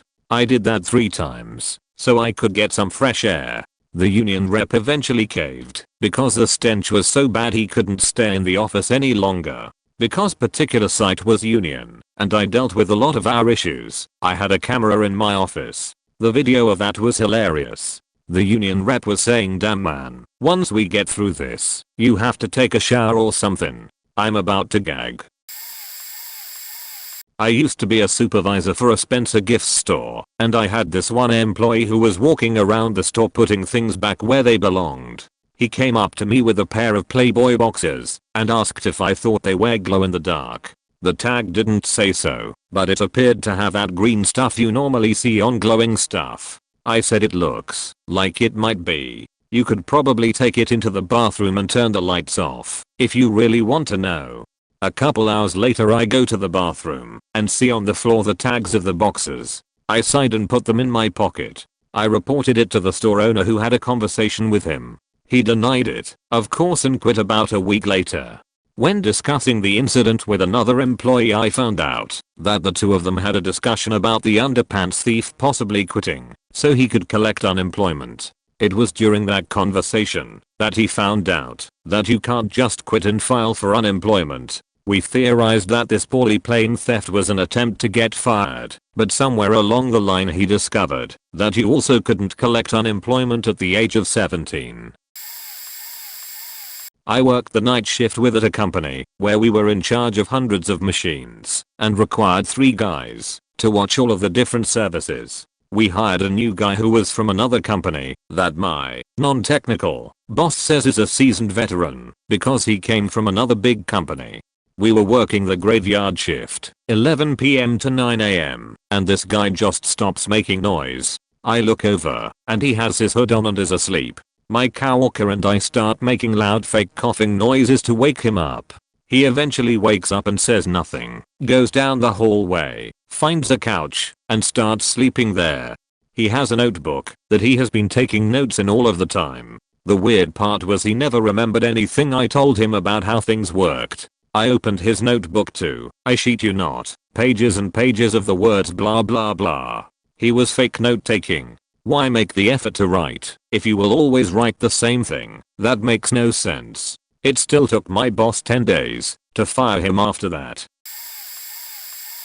I was put on charge of a new person who would be working as my coworker in its stuff. She was on her 40s, while I was my 20s then. I was shocked that she didn't know anything, I mean anything about computers, servers and networking. She just stared at me while I was explaining to her what we were going to do for her week. I asked her straight that how did she got the job. I knew that the place I was working had quite rough interviews. She didn't tell me. Few days pass and I do all the work. She just watches what I do and randomly asks some questions. After that day I went to my boss and asked what the deal was with her. Found it out that she was boss's close relative and I was supposed to give her a chance. Well fuck, challenge accepted. I tutored her every day what I was doing and even went to her place to teach her some more. This was a mistake, big mistake. She took it as a flirt, big time.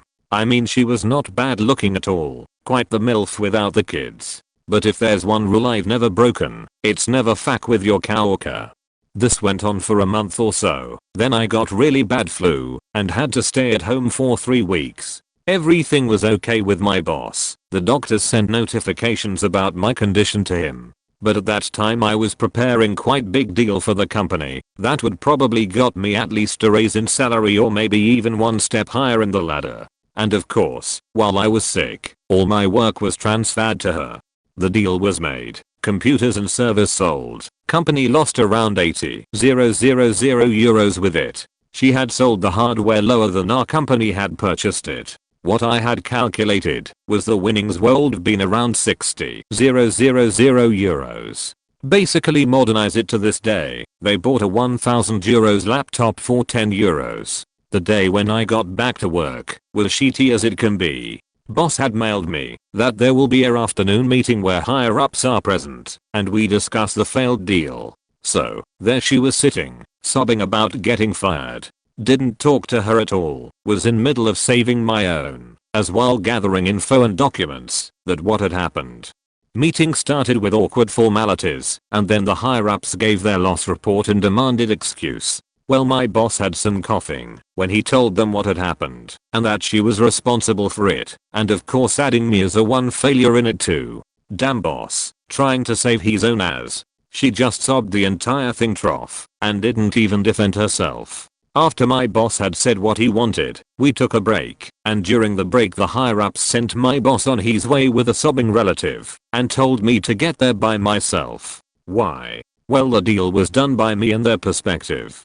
Putting it short, I showed them my entire plan, told them that my boss had hired an incompetent partner for me, and that I was sick, while the deal was finalized. This took about 3 hours. Then one of higher ups picked up a phone, there were 3 of them, and called my boss, and it went like this: Mr. blah blah blah, you're fired as well, your relative, goodbye. I was 99% sure that I would be fired at the spot. But no. Hell, I got my boss's job and the first thing for next day was to hire 2 persons under my watch.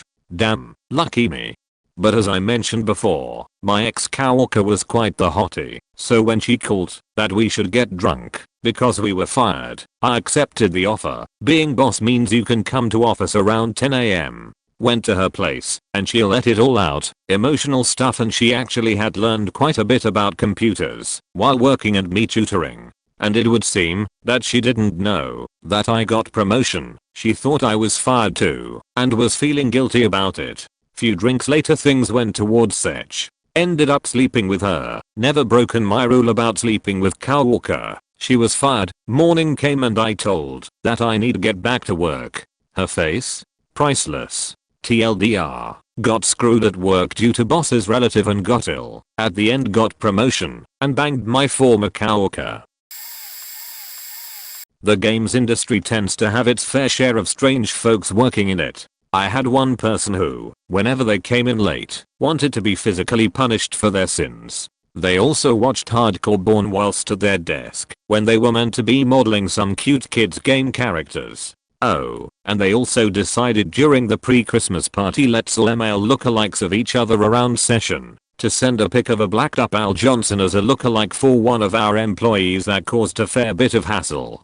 Had another person who was a proper old school coder. They kept asking for a raise. They were getting well paid at the time, and after a few weeks of being turned down, lost the plot one day by standing up, throwing their keyboard onto the desk with a scream of "fuck you all" before walking out, never to be seen again. One other guy who said he needed to move 500 miles to work from home to look after an elderly parent. Being a considerate employer, we allowed it only for them to do next to nothing and never be available on IM or Skype. Basically they got paid for a year for doing virtually nothing, and each time we pulled them up they quoted disability discrimination legislation as they were their parents' carer. Within a few days of us close the company, I had reference requests for them for positions the other side of the world, some carer. When I was working at one of the major platform holders, we had a guy in CA who was leaking all the builds to the Whereas groups. Prior to joining CA he was the security guy there. As a long-time manager who has had to let people go in the past, I have learned the following lessons. Low-end jobs will unfortunately attract the least intelligent people. This is understandable and obvious. There are always more low-end jobs, so you end up with a lot of dumbass on staff. Dumbass are always far more aggressive and prone to violence and arrogant attitudes than higher-end staff. They have more trouble forming verbal arguments and responses, and get frustrated, and swing to violence and threats. Dumbass always end up with the jobs with potential for injuring themselves, or others with heavy machinery, forklifts, trucks etc. No dumbass with should ever be in charge of heavy machinery, trucks, forklifts etc. See point 4. Lower end workers hate that higher end staff get more perks, higher pay etc. Just because he is the CEO he should not have the parking spot near the door. He is out half the day anyway. Lower end workers start and end on time and never work from home, fly on their weekends, pull an all-nighter to finish a report etc. point, but will still think a manager is lazy because he comes in at 10 AM sometimes. They will then tell everybody that will listen what a lazy wanker he is. They also think it's okay to talk about management like that to anybody that will listen, including other managers. Low-end workers are always being persecuted or victims when they fuck up, and you have to correct them or fire them. That guy in the car cut me off. I had to follow him 2 blocks and hit him with the cement truck to teach him a lesson. It's his fault, not mine. See point 4. Again. All low-end workers think the office guys are worthless. It's them that get the stock on the trucks. They will never understand that if sales did not sell the stuff it would not need to be on a truck. God help me, I'm so jaded after 30 years of managing staff. We employed a woman who, during the interview process, appeared to be a great candidate. As soon as she was hired and all paperwork was processed, her true personality began to shine through. She started showing up outside of her scheduled shifts to ask about getting more hours, but dressed in very inappropriate attire, tank top, no bra, and cut-off jean shorts, for example. She would often show up when we only had one manager working the floor and demand we speak with her, even though we obviously had to help customers. She would then get angry because we were ignoring her. Even while helping customers she would either become angry with them or just completely space out and forget what she was doing. That put her on thin ice, and we took her off the sales floor and scheduled her exclusively for faucets. We were in bad need of help, and so were slow to fire her until we could hire other people. One day she comes in for a big faucet and is completely out of it, wandering around, forgetting our instructions, spacing out. We had recently hired new people and her trial period of 3 months was almost up, so we decided to let her go after this faucet. When we told her, she began to scream at us and threaten legal action, saying that she needed this job because she needed money to support her kids and pay for her medications, and that this job had out a financial burden on her because she had to take 2 or 3 Vicodin before each shift in order to deal with the pain. After admitting that she came in hopped up on drugs every shift, it was not only much easier to fire her, but we also then understood her very strange behavior. TLDR, hire a woman and learn she came to work high on Vicodin every shift. This is from my mother. She was a team manager in a call center. Said she had the psychiatric team at one point because almost every person on her team, save for 2, had a diagnosed mental disorder. She said she really didn't care or have issues with most of them, but 2 were odd. One was a woman who claimed to have been diagnosed as bipolar, but they found out later she was actually paranoid schizophrenic. She apparently stopped taking her meds. She then became convinced that my mother, her manager, was trying to kill her via topical poison on her keyboard. So my mother sat down at the woman's desk and proceeded to use the keyboard, and her employee merely huffed, "Well, you have the antidote, duh." No amount of other people using it would convince her, so they got her a new keyboard that she got to take out of the box shiny and new.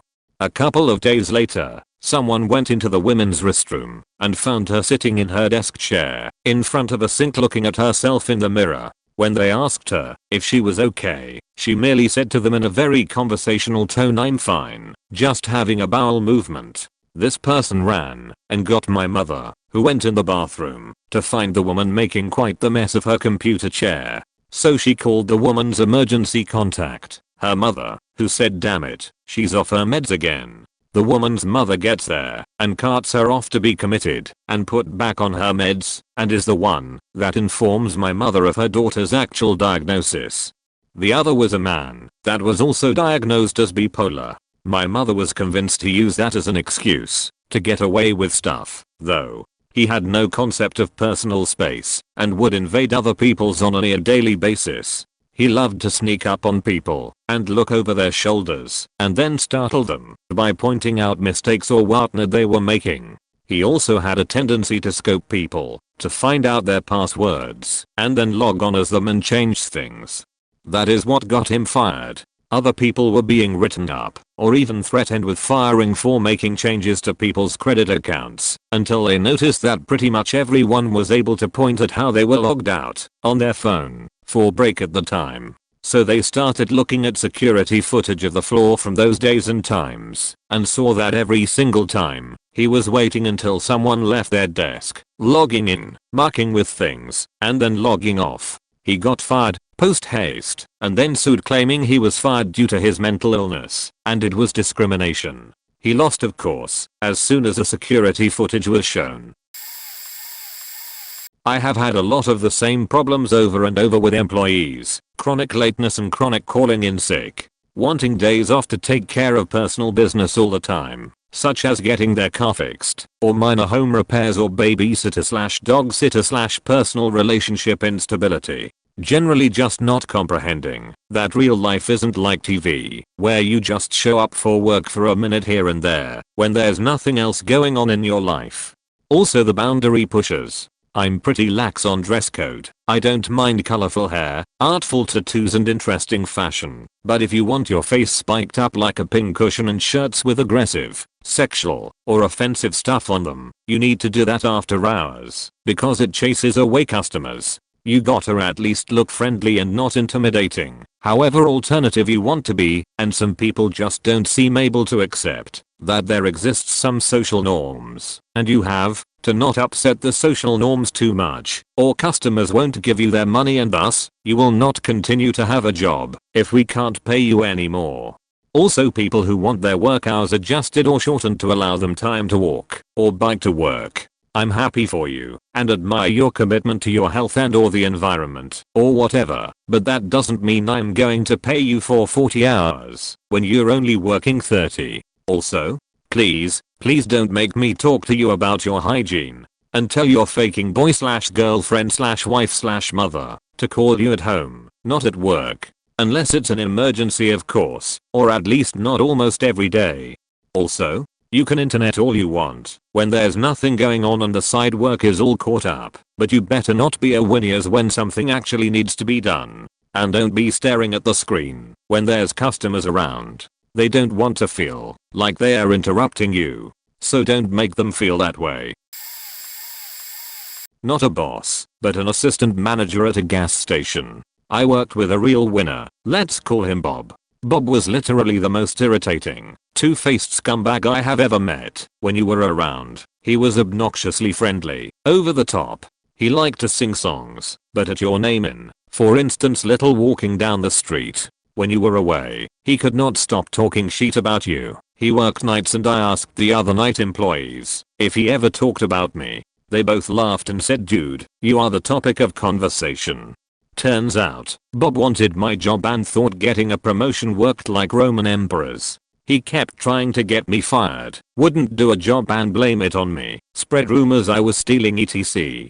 Just to emphasize how much scum he was. His best friend and the other assistant manager, who took Bob in after his wife kicked him out, didn't show up for his shift and didn't call an automatic termination where I worked. What does Bob do? He literally struts around the store with his hands on his hips saying new assistant manager coming through.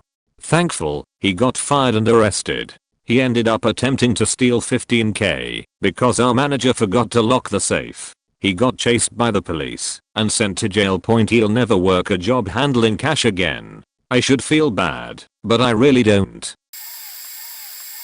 Waiter here. Okay, so I was a fairly young member of the workforce, the youngest full-time worker by a long way, taking some time out between college and university, and had recently been up to a pseudo supervisor, meaning I was in charge on quiet shifts when the more senior staff members weren't in. The aforementioned youth was a big issue in getting some staff member to listen to me. Hell, some refused to even work with me, but it was hampered even more by being the only male workers in a workforce filled with bitter middle-aged wives who blamed all men for the fact that they were working as students' jobs well into their 40s.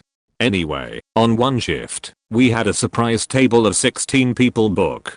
Being just me and one other person, I figured we could get it done as I knew what had to be done where and how it would be laid out. I was in charge of that shift, so I figured I could get this woman, let's call her Jay, to assist me with sorting things out. No way was she going to take instructions from a chauvinistic pig, so she went to go water the flowers while I did the actual important work. This was in November. The flowers were already drenched. Anyway, I got it done just in time and she decided to assist me in serving the table. It was all going great till she decided to collect a round of drinks.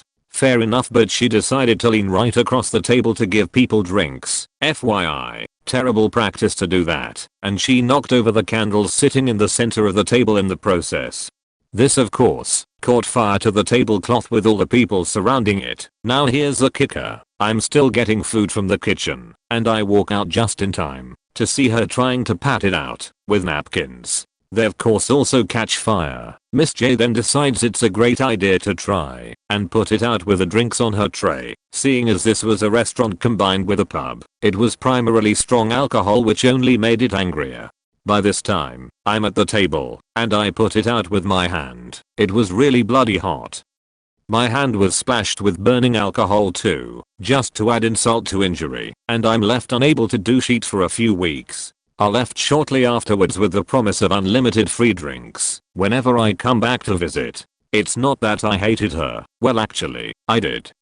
She was horrible, but it's the fact that she was so mind-numbingly stupid in a clutch situation. Worst employee ever. TLDR. Woman sets fire to tablecloth, tries to put it out with tissue and alcohol.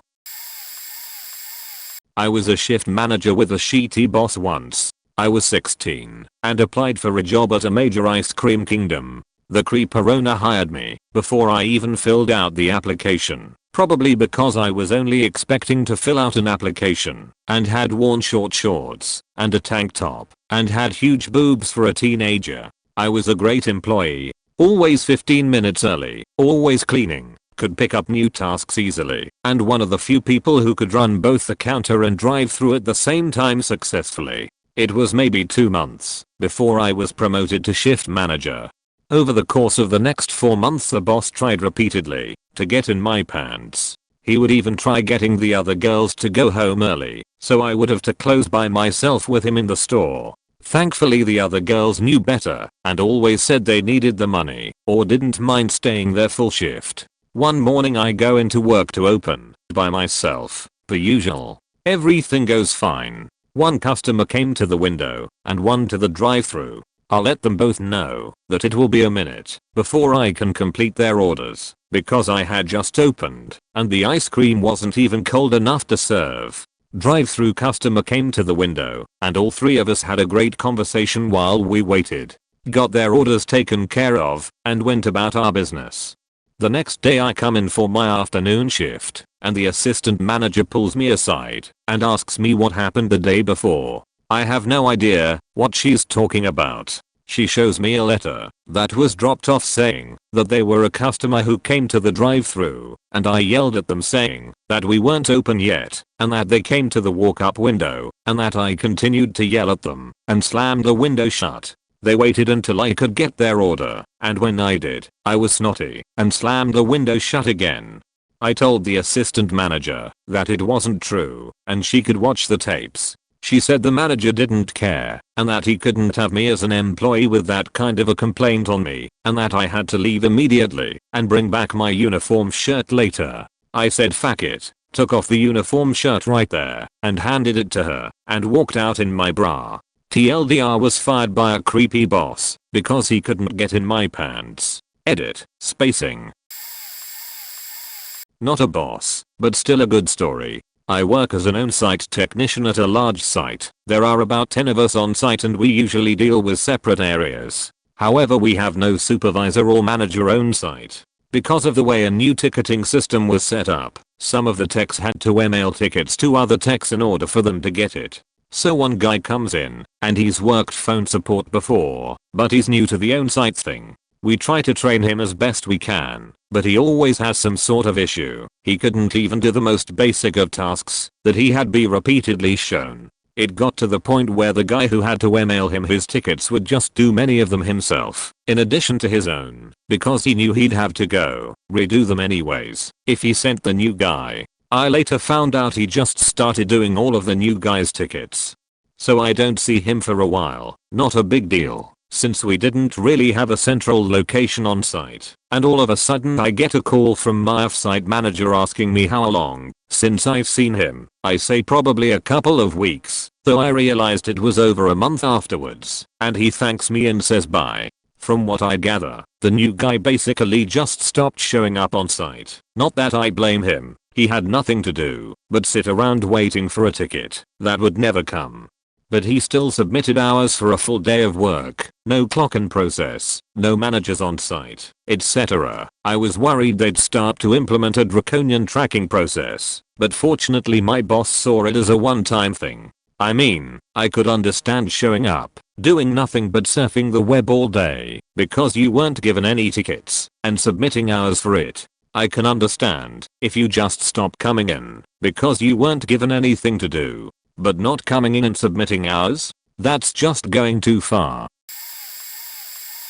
I worked with a girl who always came in 15 to 20 minutes late, always saying that's what time my train gets me here. It never occurred to her to catch an earlier train, given that they pretty much run every 15 or 30 minutes depending on where you live. So it really was her responsibility to just wake the fuck up a half hour earlier every day. So anyway, the manager warned her if she kept it up her shift would get moved back 30 minutes and she'd start at 9:15 and have to stay back till 5:30 if she couldn't be at her desk by 8:45 am like everyone else.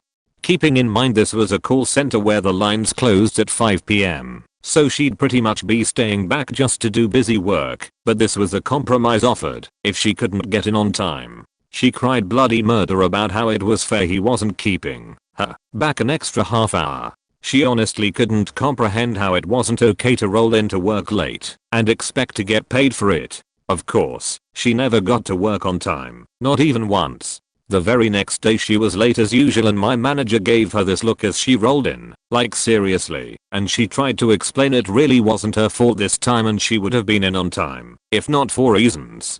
He gave her another chance and she blew it. Bam, shift moved back a half hour. That Friday when everyone was leaving to meet up for drinks she sat there all sour and sheet, bitching about how she couldn't come because the boss is an asshole. After 2 weeks of coming in at her usual, late, time, she asked to have her shifts moved back. She thought by demonstrating punctuality on her modified schedule, that was good enough, and she could go back to the way things were. Nope. Boss said she had to demonstrate she could come in at the proper time and he'd consider it. Of course she complained that would mean she was starting half an hour earlier for no reason, and it never happened. I'm guessing the boss didn't have the authority to effect this change permanently or officially, so when upper management got wind of her coming in late all the time following our annual performance reviews, questions were asked. She was placed on performance management, which she was very vocal about, and hustled out the door in a matter of weeks after demonstrating she was incapable of modifying even one of the various issues she was having in her work performance. I've been looking for work for a month. The fact that people like this are pulling paychecks Trashing companies and ditching their jobs is like dear Zachary to me right now. I'm crying here. To contribute, I was a morning shift waitress for 5 years at this greasy spoon across from the airport in Marline, IL. Many of my coworkers were sketchy, but awesome people, but this one woman would occasionally be scheduled to work with me in the morning, and she never showed up. Nothing like working a $4,000 morning shift and handling the whole place completely alone. Needless to say, I loathed this woman by the second time she left me in that position. She only kept her job because she was close friends with the accountant who ran the place. The owners were elderly and ill. Eventually the aforementioned accountant promoted this no-show to personnel manager. I was at the meeting where this was announced, and the news horrified me so much that I turned to her and demanded, "Are you going to show up?" "Yeah." She deadpans at me. Well, less than 2 months into the job, she stopped showing up. The woman hired as drawer manager was a known thief who stole the place blind, and before the year was out the restaurant was closed. That was an excellent job too. I'd probably still be there if all this BS hadn't gone down. The first person I ever became the line manager of, I was 18. He was in his 30s, so there was a lot of respect issues due to the age gap. We hit it off immediately and broke every company record in our first month in a store together. Problem was I was still inexperienced as a manager and had to learn the hard way. Guy could sweat talk his way out of murder. The usual terrible timekeeping, poor work performance when nobody was watching kinda deal. Problems started when he showed up to work 2 hours late with painted nail, body glitter and still drunk. Couldn't get him any disciplinary action because I was seen to be blowing things out of proportion, and stupid me didn't want to lose a friend or good employee instead of setting an example of what's expected. As a freshly appointed manager, all my actions regarding staff needed area manager approval, so nothing became of this, except it was known I had tried. Second offense was him trying to get back at me for trying to get him the disciplinary by destroying confidential records that need to be kept for 6 years. My time for an audit came around, and as you can imagine I got screwed quite hard for it, as it was part of my job to look after that stuff. He later admitted this to me a few years later, after bumping into each other. The final straw that he couldn't escape from was a staff party. He had paid to go, but was unable to come due to a lack of money for beer. I left early to get home, get ready and come back to pick up my stuff, and he had suddenly become 50 pounds richer. I thought nothing of it and proceeded to have a great night. Come the next working day, I was checking the money in the safe to find a £50 discrepancy. Many phone call later, he was due to come in and have an opportunity to save his job with a sob story. He realized the gravy train was ending and didn't even bother to show up. He for intensive purposes quit before I could fire him. Learned a lot from that guy despite how much of a pain in the ears he was.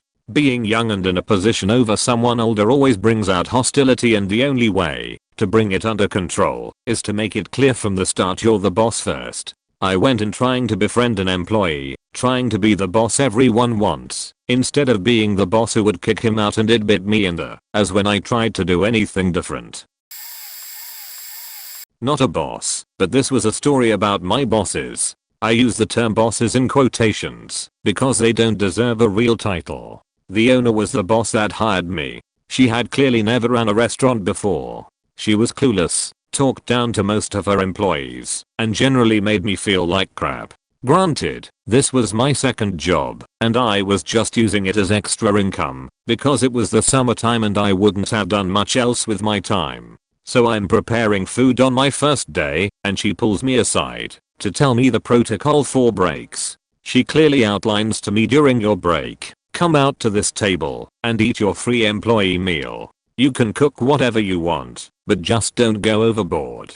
I tell her thanks, take my break/meal. It was a 4-hour shift, and she told me that whenever I worked, I needed to take a break and return to work. So a few weeks later, I notice my second boss come in. This guy's at least 27 and still working in a burger joint. No offense to those of you that fallen on hard times and had to work fast food. It's just really clear that this guy didn't want anything more out of his life/career. Every night I see him walking out with a to-go box full of various foods such as chicken strips, Philly cheese steaks, burger patties, etc. Keep in mind, this guy is a manager and is getting manager pay. He always talks about smoking and toking up after work when we are in earshot of the customers. I decided not to say anything and just work around it. I wasn't planning on staying here too long anyways. So, I told the owner some weeks later that I'm gonna have to leave because school is starting back and I can't swing 2 jobs and school. She says, and I quote, "Yeah, I can kinda tell that this job is too complicated for you. You always seem like you're having a hard time here." Keep in mind, other than one screw up, I thought I worked harder than anyone else there. I just kindly tell her that I don't have the time and walk away. My girlfriend worked 2 doors down from this restaurant and decided one day to come in on her break. It happened that I was taking my break too, so we ate together. I cooked a sandwich and fries that I had always cooked for myself and gave her half of it. I never cooked any more food than I would eaten. I just figured I'd be nice to her and save her from buying an overpriced meal. This happened one Friday night and Saturday night. The only person I had worked with was my manager, who had been stealing food, and he never said anything about what I was doing being wrong or out of place. So Sunday morning I get a call, which I thought was for me to come into work. I answer it, and it's my boss who says there's been an issue of you taking breaks when you aren't supposed to have been, and you giving extra meals to someone. That doesn't work here. It's really obvious that you don't care about working here anymore, so consider yourself fired. You having to take a break while working is ridiculous, and you shouldn't go off the line to eat your dinner. Don't bother coming in anymore. TLDR, model employee, went above and beyond what was asked and did what I was told. Got sold out by a food stealing manager and fired for something I was told was okay. Not a boss, but worked at a call center that was on the verge of closing 4 years with an impossibly high turnover rate for management. Explains how this possibly happened. Evening staff were all 20 somethings, he was 50. Multiple times caught googling naked pregnant women on work computer. All employees work in one room. Would spew accurate random serial killer facts. Once announced that he was grateful for the invention of YouTube so he could hear his favorite serial killers' voices. Expressed an interest in seeing me in a wet t-shirt contest. Browsed guns online. Keep in mind this is Canada. And visited freshest.com, again on work computer. In addition to that, would make personal calls on work phone while on shift. Recorded. Ate lunches out of the fridge. Very noticeable when there are 3 ppl on. And got a nosebleed, where instead of going to the washroom let it bleed on the carpet for 15 minutes. When management positions were finally filled and someone got the avalanche of emails/reports, a courier was sent to his house to get his pass key and was fired over the phone. Unheard of before then. Oh, and let us all know that he was let go from his other job for threatening to shoot the place up, although he claimed he had said chew the place up. I used to work with a couple of low-grade morons who must be mentioned. Back in college, I used to work up in Prudhoe Bay during the summers in order to make money to pay for my college. There were a group of us, all college-age students of parents who worked for the oil company we worked for. These 2 idiots, athletes at their respective universities naturally, were your classic drug-snorting layabouts. Funny how supposed athletes can be 10x lazier than your average physics student, but there you have it. The 2 geniuses took off with one of our trucks one afternoon for some unknown reason. After a while, we realize these idiots have been gone a long time. Next thing we know, we are getting reports of an accident over the radio. We have no reason to go check it out, but it's near quitting time and the rest of us have a strong suspicion of who might have been involved. So, we drive over to the scene and these morons have driven there off the road, down onto the tundra, and scraped it along the side of one of the insulated oil pipelines that moves oil from the drilling pads to pump stations. The truck continued until they ran it into the I-beam supporting the pipelines above the tundra, pushing the left front end all the way back to the firewall. They had a couple of cranes and a D9 cat out there trying to extricate the thing. We had a good laugh seeing them slunk down in the back seats of the security dudes SUV. Later heard that their excuse was that they were trying to avoid hitting a fox. Yeah, sure. Couldn't have been that you doing something stupid at forbidden speeds. After an accident like that, they have to shut down production, get out the expensive X-ray equipment that goes ping in order to make sure they haven't damaged the pipes, and then re-insulate it before winter sets in, which was not that far away. I love me some athletes. I work at a call center fairly low on the totem pole, but not absolute rock bottom. We tend to have two kinds of employees here. Those that stay for years and years, and those that are out within a month. The guy I'm speaking of, call him Colin, should have been the latter, but he somehow managed to stick around for 5 months. Now, Colin was what I think you call a bro. He was a backwards baseball cap, sag-pantsed frat house monkey. He'd come into work every day, without fail, and hock his iPod up to a little set of sheety speakers, then blast whoever was sitting beside him with truly bad rap music until the bosses arrived to shut it up. If he'd been taking calls, that would have been one thing, but Colin took about 10% of the calls that came to his screen. He spent the rest of the time surfing Wikipedia for vaguely pornographic pictures of Amazonian tribeswomen. It was one of like 5 websites we could use on the proxy. What finally got him fired was he showed up one Monday so drunk he parked sideways in the boss's parking spot, then kicked his way through the glass front door when it wouldn't open fast enough for him. He wasn't wearing any underwear and still didn't have a belt on. He sat down at his desk, put his hand down the front of his pants 2 cubicles over, and proceeded to give himself pleasure. The bastard had a drunken wank next to me. Thankfully, I was off shift in 5 minutes, so I just ditched. Let someone else clean up the wasted fack. All I heard from management was that Colin had been fired that day. I don't know what for, specifically, but I can only imagine. Unknowingly hired a guy with narcissistic personality disorder. He had a master's degree and I didn't, so he got really offended when I asked him to do anything. Thought he should be running things instead, but instead of legitimately showing up in management he was capable of leadership. He just sulked and beached and acted put out all the time. We logged our hours against various projects and he just refused to do it, so I had no idea what was taking him so long to finish stuff. When I pushed him to track his time, he put in his notice. Thank God, I thought. Oh no, I had no idea the lengths to which NPD people will go for revenge.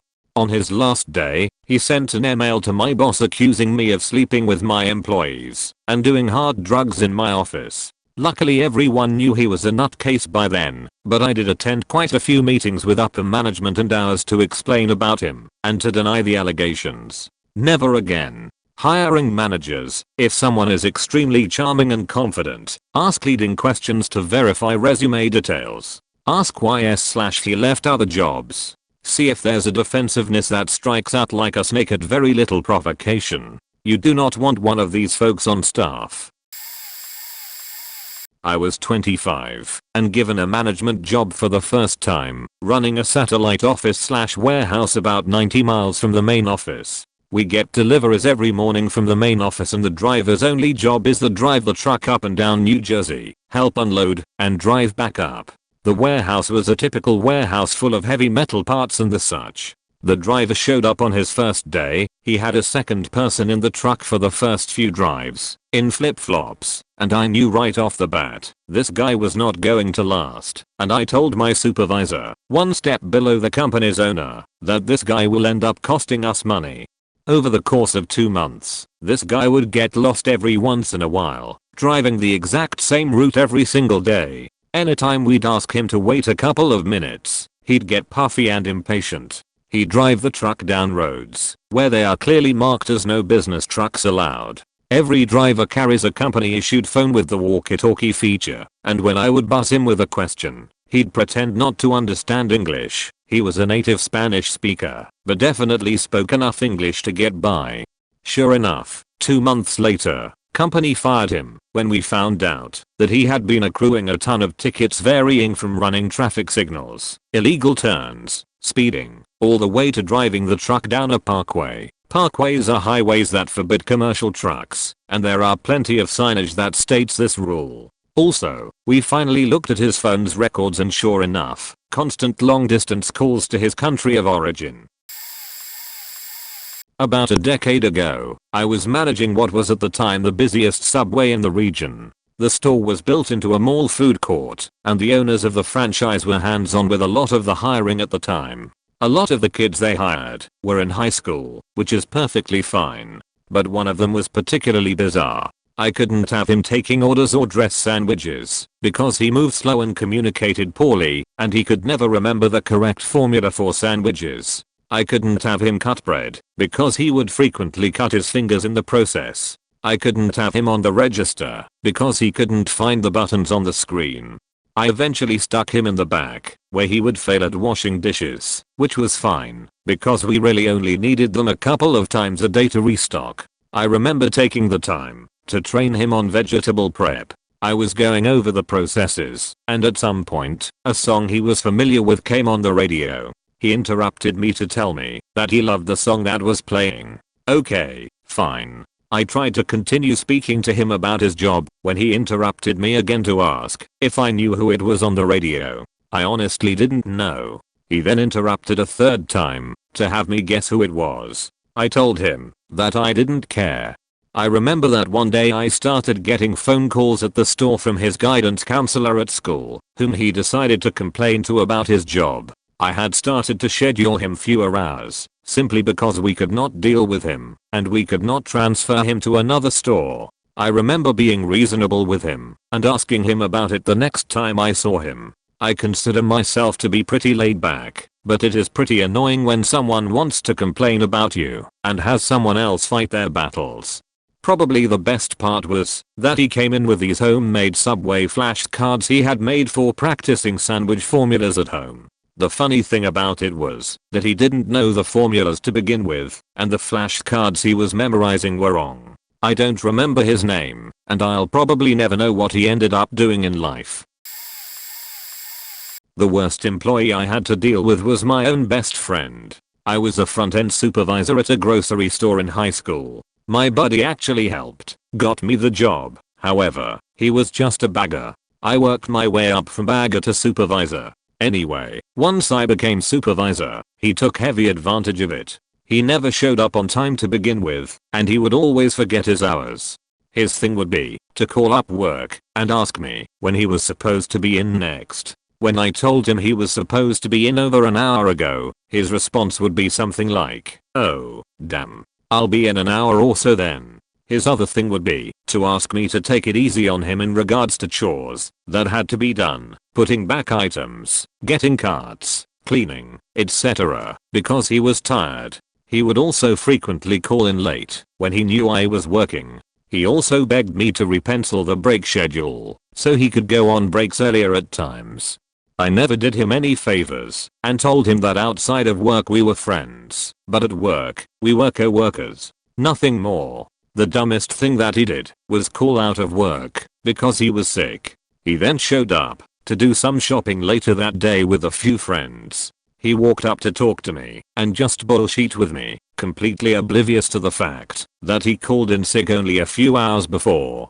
This didn't happen just once either. My dad used to manage a brewery, handling the running of machinery etc. in England. For some reason that type of environment seems to just attract complete idiots. One example being a man who actually went by the name of Mango used to cover night shifts. For his lunch/snack he would bring in 2 or 3 bottles of the ale the brewery brewed, and a jar of pickled onions, not a small container, but a bigger jar. He would then proceed to eat the pickled onions, and then drink the vinegar/brine sheet the onions float in, washing it down with the bottles of ale. Another example is a fabrication engineer who was asked to cut a hole into a control panel, large metal box with buttons, for a new piece of operating equipment going into a bottling line. He cut the hole to the exact size of the new control which promptly fell through the hole into the inside of the control panel, never to be seen again. He was sacked a few months after for being an oxygen thief. Finally, my dad was sitting doing paperwork in his office one day and a notorious dumbfuck from the floor team came up asking if he could go home because he cheat himself. He told my dad he could check to make sure, that is make sure he was telling the truth. Needless to say he passed on the opportunity and let him go home and get changed.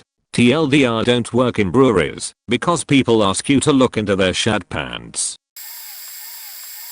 as someone who has a strong work ethic. Nowadays, I have to say as a teen/young adult I did some stupid stuff while working. When working at a grocery store, and I don't know why I did this, would call out of work when I didn't want to work with stupid excuses like taking extra courses, I was in HS, or had a friend in the hospital I was visiting that was in a really bad accident. Of course I almost got fired, so that slapped me in the face and I stopped that sheet. Then I had an actual legit excuse though when, since I didn't drive yet, couldn't get in when they were scheduling me and had to be late. That they actually didn't have an issue with as I started staying later and doing some more to get stuff done, like mopping and the like. Then when working for What Rhymes with Halford, I had a pretty solid weekend schedule that for a long time was sat and sun like 7 AM to 4 or 5 PM. It was like that each weekend due to my school hours being so long in college, like 8 AM to 5:30 PM every day MF. The manager or managers didn't have an issue with it at all. Then, for some stupid reason, I stopped checking my schedule, having had gotten into a comfortable routine, and silently new management came in and made it so that if you worked less than so many hours a week they canned you. Then my schedule changed, and I apparently wasn't showing up. Oh, well fuck. So then I start showing up like a good doobie, and again, I was an idiot at the time, kids eh? Then a new debt manager comes in and starts faking with our schedules. Like I had to give her mine about 5 to 6 times in a span of 2 days because she'd keep losing it. This and the rest of the debt had the same issue. Anyways, she starts scheduling me all over the place and despite corrections, somehow she'd change the schedule in the middle of the week and then I would be unknowingly scheduled and absent. Almost got fired for that though this time it really wasn't my fault. That's about the time that reality sunk and I just found myself asking myself what the hell was wrong with me. I think just adopted a work ethic of working hard, being truthful and not being stupid. So far it's worked out well. Not me but one of my dad's employees. I also worked part-time for him, so I knew the employee who got fired. So the backstory is this guy's a nighttime janitor for a restaurant who does the cleanup after closing in preparation for the next day. He is also a big perv and has been caught napping on the job in the booth a couple of times and even watching TV, R-rated and other raunchy channels OFC. But these incidents stopped after we installed cameras in the restaurant. Biggest reason was to deter theft and dine and dashes, but keeping an eye on him was a plus. So about a year and a half ago he decides to use his vacation time and go back to India to visit family. The weird thing is his wife and kids aren't going with him, so we joke about how he's going down there to get some. So after he gets back nothing changes but a couple of months later he says he needs to go back again because a family member has passed away. He does have some vacation time left so we let him go again. Fast forward about half a year from then, and about 3 hours after closing the restaurant my dad gets a call from the police saying that the janitor and a woman have been the victims of an assault and both needed to be taken to the hospital. Turns out he was having an affair this whole time with those trips to India and brought a girl back with him. She had been bringing him food and they would sit in the parking lot in his car during his shifts. His wife and in-laws found out and obviously got pissed off and a few of them decided to take matters into their own hands and beat the shit out of both of them during one of his shifts. The best part is this story isn't over. Our restaurant is unionized, so we can't fire this guy so easily, even though he is a shitty worker and his dumb antics have caused us lots of problems. So he gets better, and we go incident free for almost a year.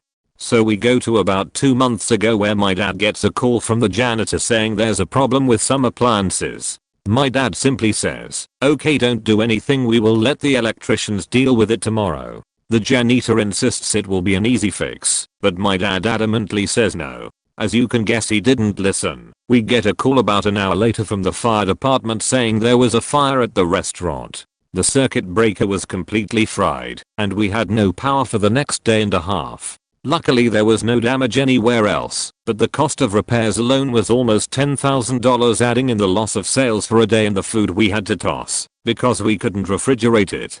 Remember those cameras we had installed? Well, it caught footage of him fiddling with the circuit breaker in the back, and you could pinpoint the exact moment the sparks fly out and burst into flames.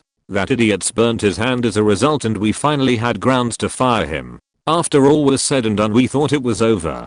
But since we are unionized he went and complained and got the union leader involved saying he was a dedicated employee for 20 years and was wrongfully fired and wants the unemployment insurance he would normally get from being laid off.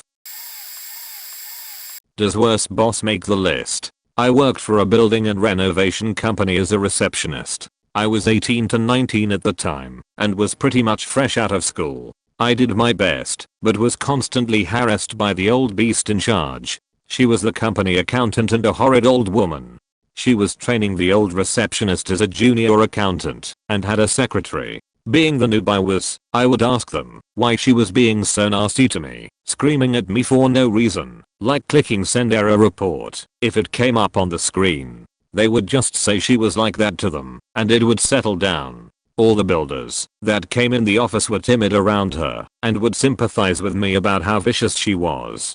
One day she calls both the girls in her office separately for around 10 to 20 minutes each. Then she calls me in, throws a termination letter at me, and says I know you don't like me. I was stunned and said I had never said anything like that. She responds with that's not what I have been told. It sunk in at that point the other girls had ratted me out. I was told not to finish the day and leave immediately. I learned a very important lesson about office politics from that job.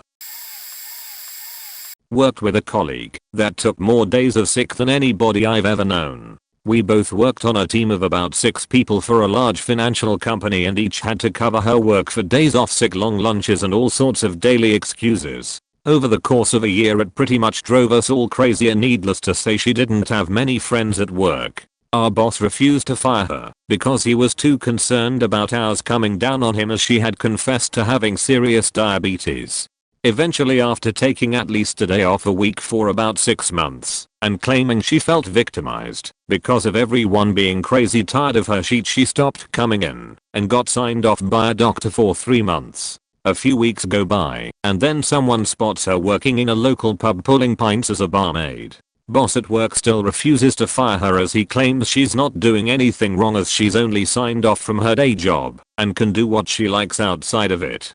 My team was livid and still covering her shift, meaning odd for everyone, and people started handing their notices in as they couldn't handle it anymore. I transferred to a different department and found out a few months later she had returned and then bragged about finding a job in London at a different major bank and had finally left. I have no idea if this is true or how she could have expected any sort of decent reference as she wasn't seen again. The manager we'd both had was moved to shortly afterwards too. I used to run a restaurant and hired almost exclusively Mexican and Latin American staff for the kitchen. Not that I wouldn't have hired any other applicants if they were qualified, it's just that most of my applications for kitchen positions were referred to me by current employees and so on. Anyway, I hired on this guy for a prep position, and when I was entering his info into our computer system his social security number came up as invalid. When I asked him about it, he immediately produced another SS card and ID with a completely different name, numbers, etc. For whatever reason he managed to convince me to give him a chance, and did end up proving to be one of the hardest working and best employees I had. Until that fateful day when he got pulled over for a minor traffic stop which then escalated to detention and deportation and managed to prompt an investigation by ICE that resulted in almost a third of my staff disappearing over the course of 24 hours. As far as I know he was the only one deported, the rest just moved on to other jobs to avoid being possibly arrested/deported. It's probably unfair to say he was the worst employee I ever had, but by looking the other way when I knew full well he wasn't a legal immigrant, I put my whole kitchen at risk and ended up putting in a few 90+ hour weeks trying to keep the place on track. Anyway, before ya get all judgmental or say anything along the lines of that's what ya get, keep in mind, in the restaurant business, ya don't get many legal immigrants or citizens applying for/taking kitchen positions for what I could afford to pay, around $9 to $11 hour. It's a lot of hard/stressful work that doesn't pay real well. TLDR, I hired an illegal immigrant that ended up costing me a lot of my staff. My guy was always sort of sketchy. We knew he had some drug problems / offenses in the past, but we thought he was over that. Near the end, and close to the event I'm going to relay, we heard rumors that he was smoking crack and sleeping in the basement of the restaurant I owned. We couldn't seem to catch him red-handed. Anyway, he told my partner that he was expecting a package soon. He gave the restaurant's address as the mailing address and asked him to sign for it if he wasn't there when it was delivered. I'll mention that we get a lot of business folks in for lunch at our place. So one day the ups guy delivers the package and the employee is actually there, so he signs for it and receives it. Right as this happens, a table of 4 or 5 suited men hops up, show their FBI badges and cuff him. Right there in the middle of the restaurant, and in the middle of service. People were pretty shocked. This is a fairly upscale place, not fine dining, but definitely not a dive. Anyway, we later find out that it was kiddie born that he had ordered. He goes to jail, again. I think previous offenses were drug related. They end up raiding his house, take computers, etc. The really scary part was that he was married and had a few small children as well. This was a number of years ago, but it was rough. Needless to say, we never rehired him. Story about my ex-boyfriend. He got a sales job at a clothing store and requested to work the women's section just so that he could hit on girls. But he knew nothing about women clothes and he pretty much sweet talked the manager to get the job. A customer asked him to find something off-white and he found her a white shirt. He was supposed to go in every Saturday to get a schedule for the next week, even if he doesn't work on Saturdays. And he just assumed that if he didn't go in to pick up his schedule, then that would mean he didn't have to work for the next week. So when the next week came by and he didn't show up for his shift, his manager called to tell him that he was supposed to be at work. He told his manager that he was not supposed to work since he didn't pick up his schedule. The manager got pissed and told him he had to call the girl who was on call for that day or else he would be in trouble. So he called the on-call girl and yelled at her for not showing up to cover his shift since he was not supposed to work. The next week he was only scheduled for on-call shifts, and he assumed on-call means that he needed to call the store whenever he wanted to work and the store would give him shift. So when the manager called him into work, he got pissed because he didn't call them to tell them he was available. Then I broke up with him, so I didn't know what happened after.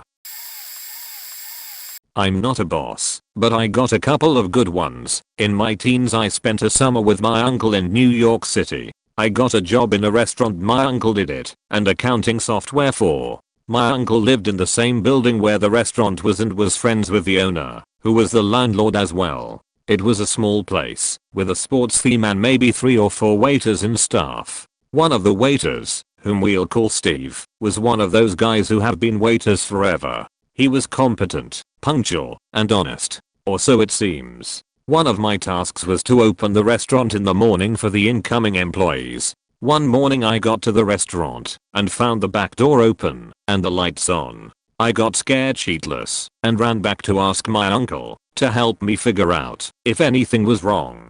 We walked in carefully and noticed Steve's coat and bag on a stool. So we started calling for Steve. We heard some noises coming from the employee restroom that we had passed and started knocking, but all we heard were muffled sounds from the inside of the bathroom. We tried opening the door but something was blocking it. Eventually we managed to force our way into the bathroom, where we found Steve sitting on the toilet with his pants down and shooting something with a syringe into his penis. My uncle told me to get out and call the owner. The owner eventually arrived and a semi-conscious Steve admitted to a heroin habit. He was fired on the spot.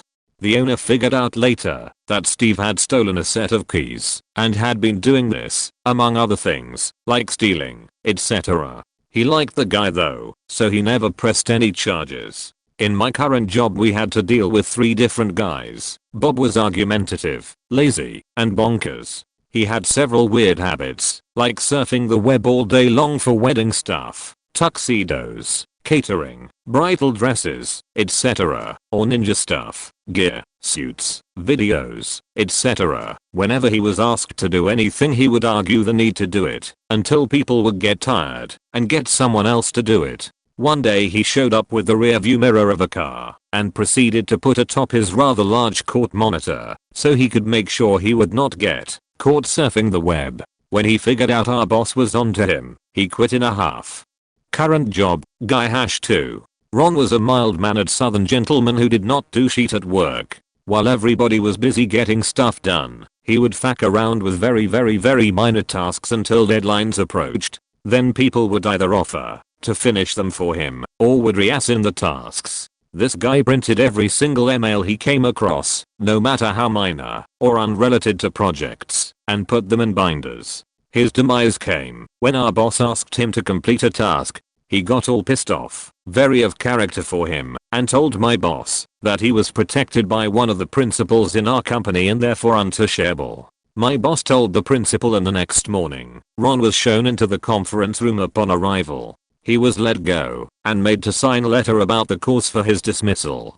Current job, guy-3. Chuck was severely overweight and had an interesting personality. He never wore socks and had, I'm guessing, terrible hygiene. He would always cut into conversations that had nothing to do with him. He was nosy and opinionated and had some really awkward moments with clients. Without getting into details of what I do for a living, Chuck went on a business trip with our boss. He did not have a credit card to charge the expenses to, which is not necessarily weird. He did however charge a couple of expensive bottles of wine to his room account.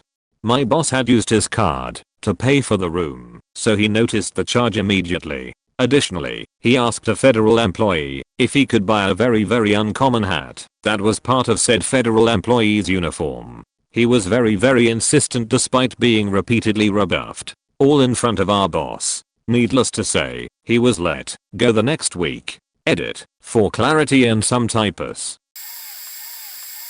I once had an employee that complained all the time. And when I say all the time, I don't mean a lot. I actually mean all the time. Every word coming out of her mouth was a whinny complaint, and she talked all the time. She could ask questions, but only in the form of a complaint. This is an example on how she would ask for the login password. How the fuck am I supposed to log in on this old and dirty computer? I bet other people eat at their workstations. This creates germs. Everyone will get sick. Especially young people. Young people get sick all the time. She complained about everything and anything. Here are some of her common complaints. Her work, her coworkers, computers in general, me as her manager, that she had to work at all, the rest of the management, that she had to learn new things, that people complained about her complaining, that furniture was the wrong color / shape / size, that the monitor / chair / binder / mouse / keyboard was in the wrong place. She thought people moved stuff to annoy her, that her co-workers switched shifts to not work with her. I wonder why. That her own lunchbox contained food that weren't tasty enough, that other people ate food that weren't tasty / good for them / ugly / smelled bad, that other people were ugly / dumb / whinny, that we didn't work in the same way that we did 20 years ago. This list goes on forever. She also believed in all of the magazines targeted to older women. So she believed in homeopathy, astrology, all the different diet types. She was round like a ball and ate cookies all the time and stuff like that. She often complained about no one believing in her and that her knowledge was right and that everyone else was wrong. And because of my country's employment laws, we weren't allowed to fire people that actually work. Or rather, we can do that, but then we must pay several months' wages in settlement, except for the newest recruits. But she had worked in this company the longest, and we didn't want to do that. But one day did we have enough. We were just about to fire her anyway and pay the fines when she actually quit. She had got a job on our rival company. She thought that her problems actually was based on that our company was the worst ever, and our rival company actually bragged about hiring her. We laughed. It actually took 1 year before our rival company admitted that they had made the worst choice ever, and now she have worked there for so long that she is protected again by the employment laws. Does she like her new job? No, she thinks it's worse. She actually tried to get her old job back, but no. PTLDR, if you think that everyone else is wrong all the time, then maybe you are the one being wrong. The guy who was a good employee, always on time, hard worker, great team player, and smelled like a fetched from hell. I mean, this guy reeked so bad that his coat would smell up the locker room. It was totally a matter of personal hygiene. You would think that someone who had managed to get that far in life would have had their stench pointed out to them at some point. He passed a job interview, so he must have known the importance of taking a shower. I don't know, but when you have people coming to you and complaining, you have to do something. But how do you tell someone they stink? To spare his feelings, we tried the subtle approach like having team meeting about the importance of personal hygiene. Oh, did I mention this was a hospital? No effect. Then, in a burst of creativity, I asked one of the ladies to put together a gift basket with nice soap, shampoo and other personal hygiene products. She even put in a nice basket with ribbons to make it gifty and left it in front of his locker. I guess he re-gifted it because he did not take the not so subtle hint. Sadly, we had to make it a disciplinary issue. I tried to foist it off on ours, but policy said that he had to go through the verbal/written/probation process. Faking lawyers. You want uncomfortable? Try having that kind of sensitive discussion with someone while you want to throw up. I tried my best to keep it non-personal. We want the patients to feel comfortable. Health issues, which were very real. Yada yada yada. The guy acted totally offended. I could see him getting angry, like he was totally unwilling to accept that this was an issue. He said that he was a good worker, always willing to go the extra mile etc. point, and felt that I was just trying to railroad him out of there for some reason. After that, he turned into one of those come in, do the minimum amount needed to collect his check, have nothing but business interactions with the other employees and leave. After he put in exactly 8 hours, it was not long after that he left without even giving 2 weeks notice. This was at college job. I was a student manager, and I managed fellow students to run the building. Our job involves lifting and setting up tables and chairs for the various rooms as well as basic cleaning tasks. We have a dress code of a provided shirt and jeans, manager's khaki slacks. Unlike many student jobs, this one needed effort and a dedication to be done right, and it affected other students' events if you weren't. For a month I had warned a particular student that coming in late at 4 minutes after, like clockwork, was still late. The response was always, not according to the time clock. We have sheet to do, get here on time please. So one day they get there at 6 after, and I write them up. Not only that, they also decided that today they didn't need to follow the dress code either. So I wrote them up for that too. Sweatpants are a no-no specifically mentioned in the manual. Well, this person decided the best way to respond was to yell, I mean full lung for a half an hour, that they were not late, and that they were not sweatpants, because they did not scrunch at the bottom. I kid you not. Because magically the fabric is transformed into denim when the ankle is not constricted. What the fuck?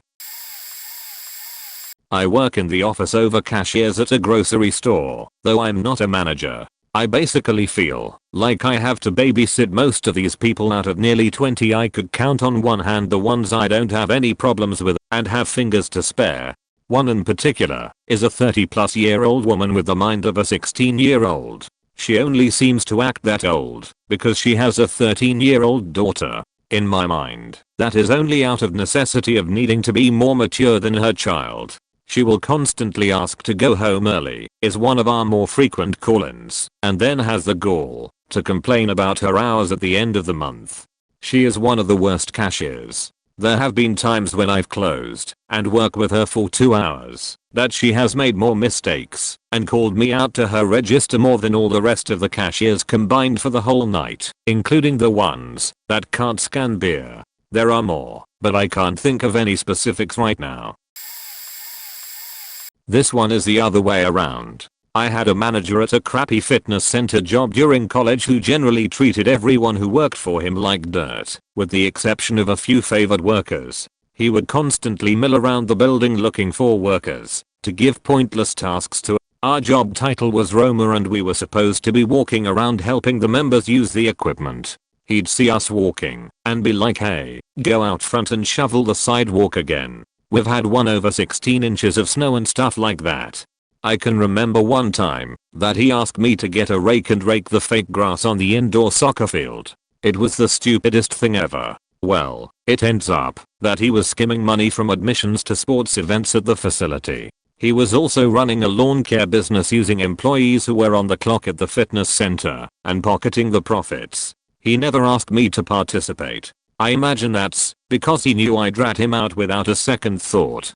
He ended up in jail for a couple years and had to empty his retirement to pay back over $100,000 in stolen funds. The kicker is that the job paid something like $50,000 a year and he didn't even have a college degree. He basically begged the mayor of the city for the job, and when he got it, he complained that the $40,000 salary wasn't comparable to other fitness center managers and got it raised. That was one case where the universe truly restored balance. I hated that guy. Hiring potheads to do landscaping. My dad and I worked out of a white van doing contracting and cheat. Sometimes we needed help. Two dudes stand out in particular. They're the stereotypical Canadianized brown dudes from India or Pakistan or something. Immigrant parents, young and dumb, getting high and drinking, etc. Anyway, so two guys show up in a car. One is pretty out of shape, the other is a twig. They are high as fuck, Tim's in hand. Oh, and it was 7:14 AM. They were supposed to start at 7. The job was to re-level a bunch of patio slabs similar to these. I told them to pull out the slabs using a pickaxe and a crowbar. Then they were to scrape them off with a scraper and stack them up side by side. Simple enough, right? I thought that they'd be able to handle that on their own. Holy fuck, was I wrong? Did I mention that there were about 15 bags of limestone on site? It's important to the story. So I run off to another job site nearby and get to work. Around 9 AM I decide to head back and check on the guys. Now enjoy while your imagination runs wild trying to figure out how bad they faked up. With all these hilarious stories, I'm not sure if I'm going to continue. I'd hate to waste my time typing this out if no one is reading it, so please let me know if you're interested in the rest of the story. It's 4 AM and I have nothing better to do. It's not biggie. Alright, so this is my father's story. First things first, a bit of backstory, haha. So over the summer, I always work with my dad. He's a carpenter. He used to find his own jobs, work for himself, and have his buddy work with him. Then his buddy got injured, not work related, and my dad got tired of the shit. Took a break for a while, then started working for one of his friends who ran his own small business. The friend lets my father hire anyone he can recommend, and they work under him. He doesn't need a whole lot of help though, so he only hires one guy, a neighbor. We'll call him Ricky. So Ricky used to be an alcoholic. He doesn't have a car anymore after he was drinking and driving, and his vehicle flipped over multiple times. After a while he got better, but I've always had suspicions that he was doing some heavy drugs. When I was younger I remember seeing something similar to an fourth connected to him, and I think going into his nose, but nothing else. Never thought much of it. I also saw what I would soon realize later in life, is that he had track marks. He did heroin. Then from what I've heard by my cousin, back when he would hang out at the park, Ricky would go around asking if anyone knew anyone that was dealing cocaine or anything. Ricky wanted his fix. Ricky isn't a cop. Ricky is a junkie. Fuck you, Ricky. Okay, I'm getting a bit off track. So anyways, Ricky acts completely normal around everyone else, and all this other stuff raised to the surface after this big series of events which resulted in, well, I'll get to that later. So my dad hires Ricky.